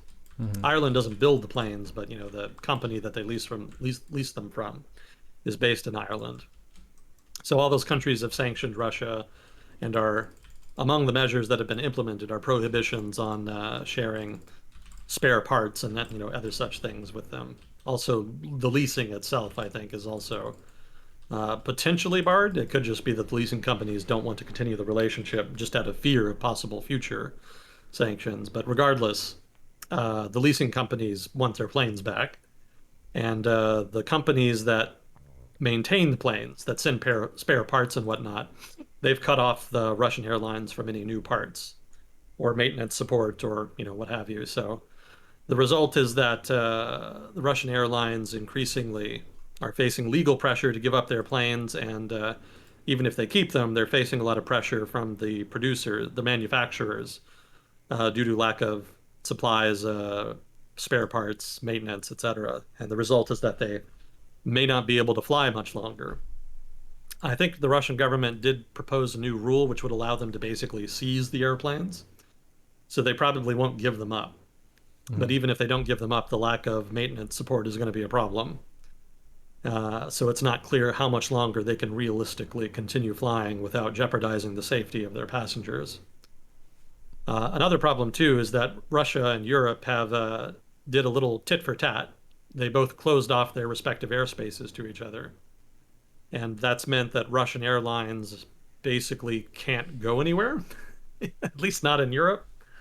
Uh, and when they do have to go, like to say North America or something, well, actually they can't do that either, since the United States and Canada have blocked them from airspace as well. But any trip that involves going across European airspace or North American airspace, they can't do that anymore. So they have to take these really circuitous routes, which is very problematic Hmm. because they're much longer. It uses more fuel. It's a pain in the ass, basically. Actually, I remember there was a plane. They have maps of like aircraft because you can track them on radar and whatnot. So people can track airplanes and they make maps of like where they travel to and whatnot. So I saw one where a Russian plane was having to travel north above Europe. They had to go north over Norway to avoid European airspace, and it seemed like they were flying to the United States or Canada. And then when they were almost to Canada, the plane had to turn around and fly back to Russia. And I think the gist of that was that the plane had left before the US and Canadian announcement that Russian aircraft were blocked from their airspace. Hmm. So there's been some weirdness, basically, on account of that shutdown in airspace. And certainly, I'm sure European aircraft also have been very inconvenienced because a lot of airplanes traveling from Europe to East Asia have gone through Russia traditionally because that's where the shortest route runs. So now that they've been cut off from that, they're having to use longer routes. So Uh, Russia but cut off European flights through their airspace as well? yeah, yeah, Oh. tit for tat. Hmm. Also American airlines as well, I believe. So that's going to be very disruptive to travel between East Asia and Europe on Hmm. account of that. But yeah, Russian airlines are definitely feeling the pinch right now, and it's not clear how they're going to survive. I mean, even if they can get spare parts and even if they keep their planes, there's still the question of like how they're going to make money because most of their business before the war was travel to Europe, and now they can't do that. So how are they going to make up for that lost revenue? It's not really clear that's even going to be possible as things stand right now. So, regardless of the technical situation with the planes, the revenue situation is pretty screwed, to put it Right, you have mildly. less travel demand because people can't travel to those areas, and then you also have the awkward thing of it's like asking your ex to come fix an electronic in your place. In the case that they have Western planes that are used for commercial flights, they're like, yeah, so I have this plane, and I know that we're sanctioning each other right now, but it's busted, and I need this part. Yeah. Yeah, it's quite awkward for them. We'll see what happens. I mean, Russia does produce its own civilian planes, but the quality generally isn't as high. Boeing airplane crashes notwithstanding, they seem to keep happening. But even so, Russian planes don't have the most sterling records either. So they could produce enough to replace all of the planes that they've leased, but it would take time. So there's going to be at least a short-term shock to the airline industry there. Mm-hmm. But even if they replaced all of them, like where are they going to fly them? Again, they're still blocked from Europe, which was their principal business partner.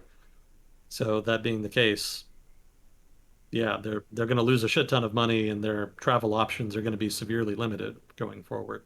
Mm-hmm. You can still go to China. True. That, sh that should be imminently feasible, but I don't know if there's enough business there to make up for all that lost revenue. Mm-hmm. I saw a documentary on some of Putin's wealth of this, like, I think it was a Finnish resort or something, or it was near the Finnish border.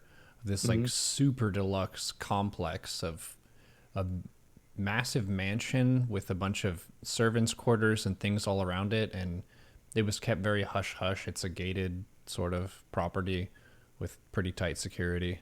They used a drone to fly over it and show people that, which I think is an interesting aspect of corruption in politics. His salary is like 150,000 a year or something, the listed Yeah. salary. But pretty much anyone who gets to that high of a seat in government is going to have other revenue streams aside from their listed salary. Hmm. But Yeah. that's a way that he has wealth in different places. It's not just what's in your active bank account. You're controlling properties around the world, which can be very deluxe. Yeah, when you can monopolize power in a country and center it all in your own office, there's no end to the amount of luxury you can enjoy. Yeah, there is a quote, I can't remember exactly what the wordage was, about people who have a certain amount of money. Past that point, all they care about is power because power gets shit done. And once you have a certain ridiculous amount of money, then it kind of becomes monopoly money in a sense. You can already Yeah. do whatever your heart could potentially desire. It's about how you can move the pieces on the board of the world. Yep. That's it in a nutshell. Although in Putin's case, I would add that part of the reason he has all that money is not just for his own benefit, but to maintain his own personal patronage network. In order to ensure loyalty, you need to have stuff you can give the people in your network to make sure they stay loyal. Mm-hmm. So controlling political positions that you can, dish out, being able to pay people money or give them assets to manage for you, those kinds of things are necessary to maintain a network like that. Mm-hmm. So that's part of the reason that corruption exists to the degree that it does. Someone in chat is saying that this property that I mentioned was the one that was exposed by Navalny. Hmm. Oh, is that what it was? Yeah. Yeah, he made a really famous documentary in Russia about that. Released it on YouTube, if I'm not mistaken. Oh, and I watched that video that you sent me a while back of a like Russian cartoon show that Oh, was yeah. talking about the war that the show was canceled as a result of it. It was a very kind of down to earth just depiction of two people talking about it and articulating the people who are curious about it and asking what's happening, and people have been pre-supplied with answers, but it definitely cast doubt on the invasion being a good thing, which Mm. yeah, the government probably doesn't like that, and they have a great enthusiasm for controlling what goes on TV, more so than some other countries do. Yeah. Yeah, it wasn't canceled. The website that has the episodes was blocked in Russia, Oh. so he can still post them. And actually, I read more recently that he's actually based in Israel. So Hmm. we shouldn't have any problems making new stuff. But people in Russia might have relatively more difficulty seeing it going forward. Right, but it was in Russia, so the primary viewership up to that point has been Russian. Yeah. Yeah. Got it, got it. Yeah, I thought it was a nice representation of that anti-war perspective, such as Hmm. it is in Russia. Yeah.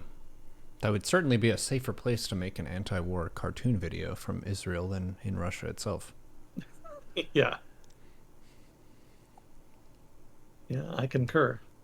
Well, cool. Appreciate you covering all this for us. And we did spend more time covering other countries. I know some of the initial episodes, right as the war started, were exclusively on Ukraine. I think we saved the last hour for the Ukraine war this time, more or less. Yeah. So still getting an update. I'll poke Bitter Sugar and make sure he's doing okay. Oh, Get cool. you a more Fingers. clear update there. And hopefully he's doing okay. But yeah, thanks. Thanks for having me on again. Mm-hmm. Hopefully the information this week was of some use. Shout out to Chat giving us a couple of names that we were reaching for and didn't have. That's always nice to see when he's like, I can't remember what is the name of this person, and then you get like, boom, boom, a couple people both with the same one. We can just be like, yes. Yeah, thank you, chat, for helping me in that regard. My memory needs the assistance. Well, that's another aspect of a group conversation where if you have some level of humility, you can really thrive with the collective intelligence. We have 200 plus people hanging out here, so if Agent Smith, God help him, forgets someone's name, there's probably someone here who can just say what it is. And we are that much faster and smarter thanks to you, chat. And Yeah, the much YouTube commenters appreciated. as well. Appreciate you. Yeah, we've gotten some really good ones the past couple weeks. Yeah. So if you have any questions or corrections from this episode, feel free to drop a line in the comments. I've been posting these episodes basically the night of or the next day. So if you missed all or part of this episode, it'll be on YouTube very soon. Appreciate you all tuning in. And with that, we will see you on the next episode of World Discussion with Agent Smith. Yep. Thanks again for having me. See you next time. Smith. Smith. Nice. Thank you, Agent Smith. You're the best.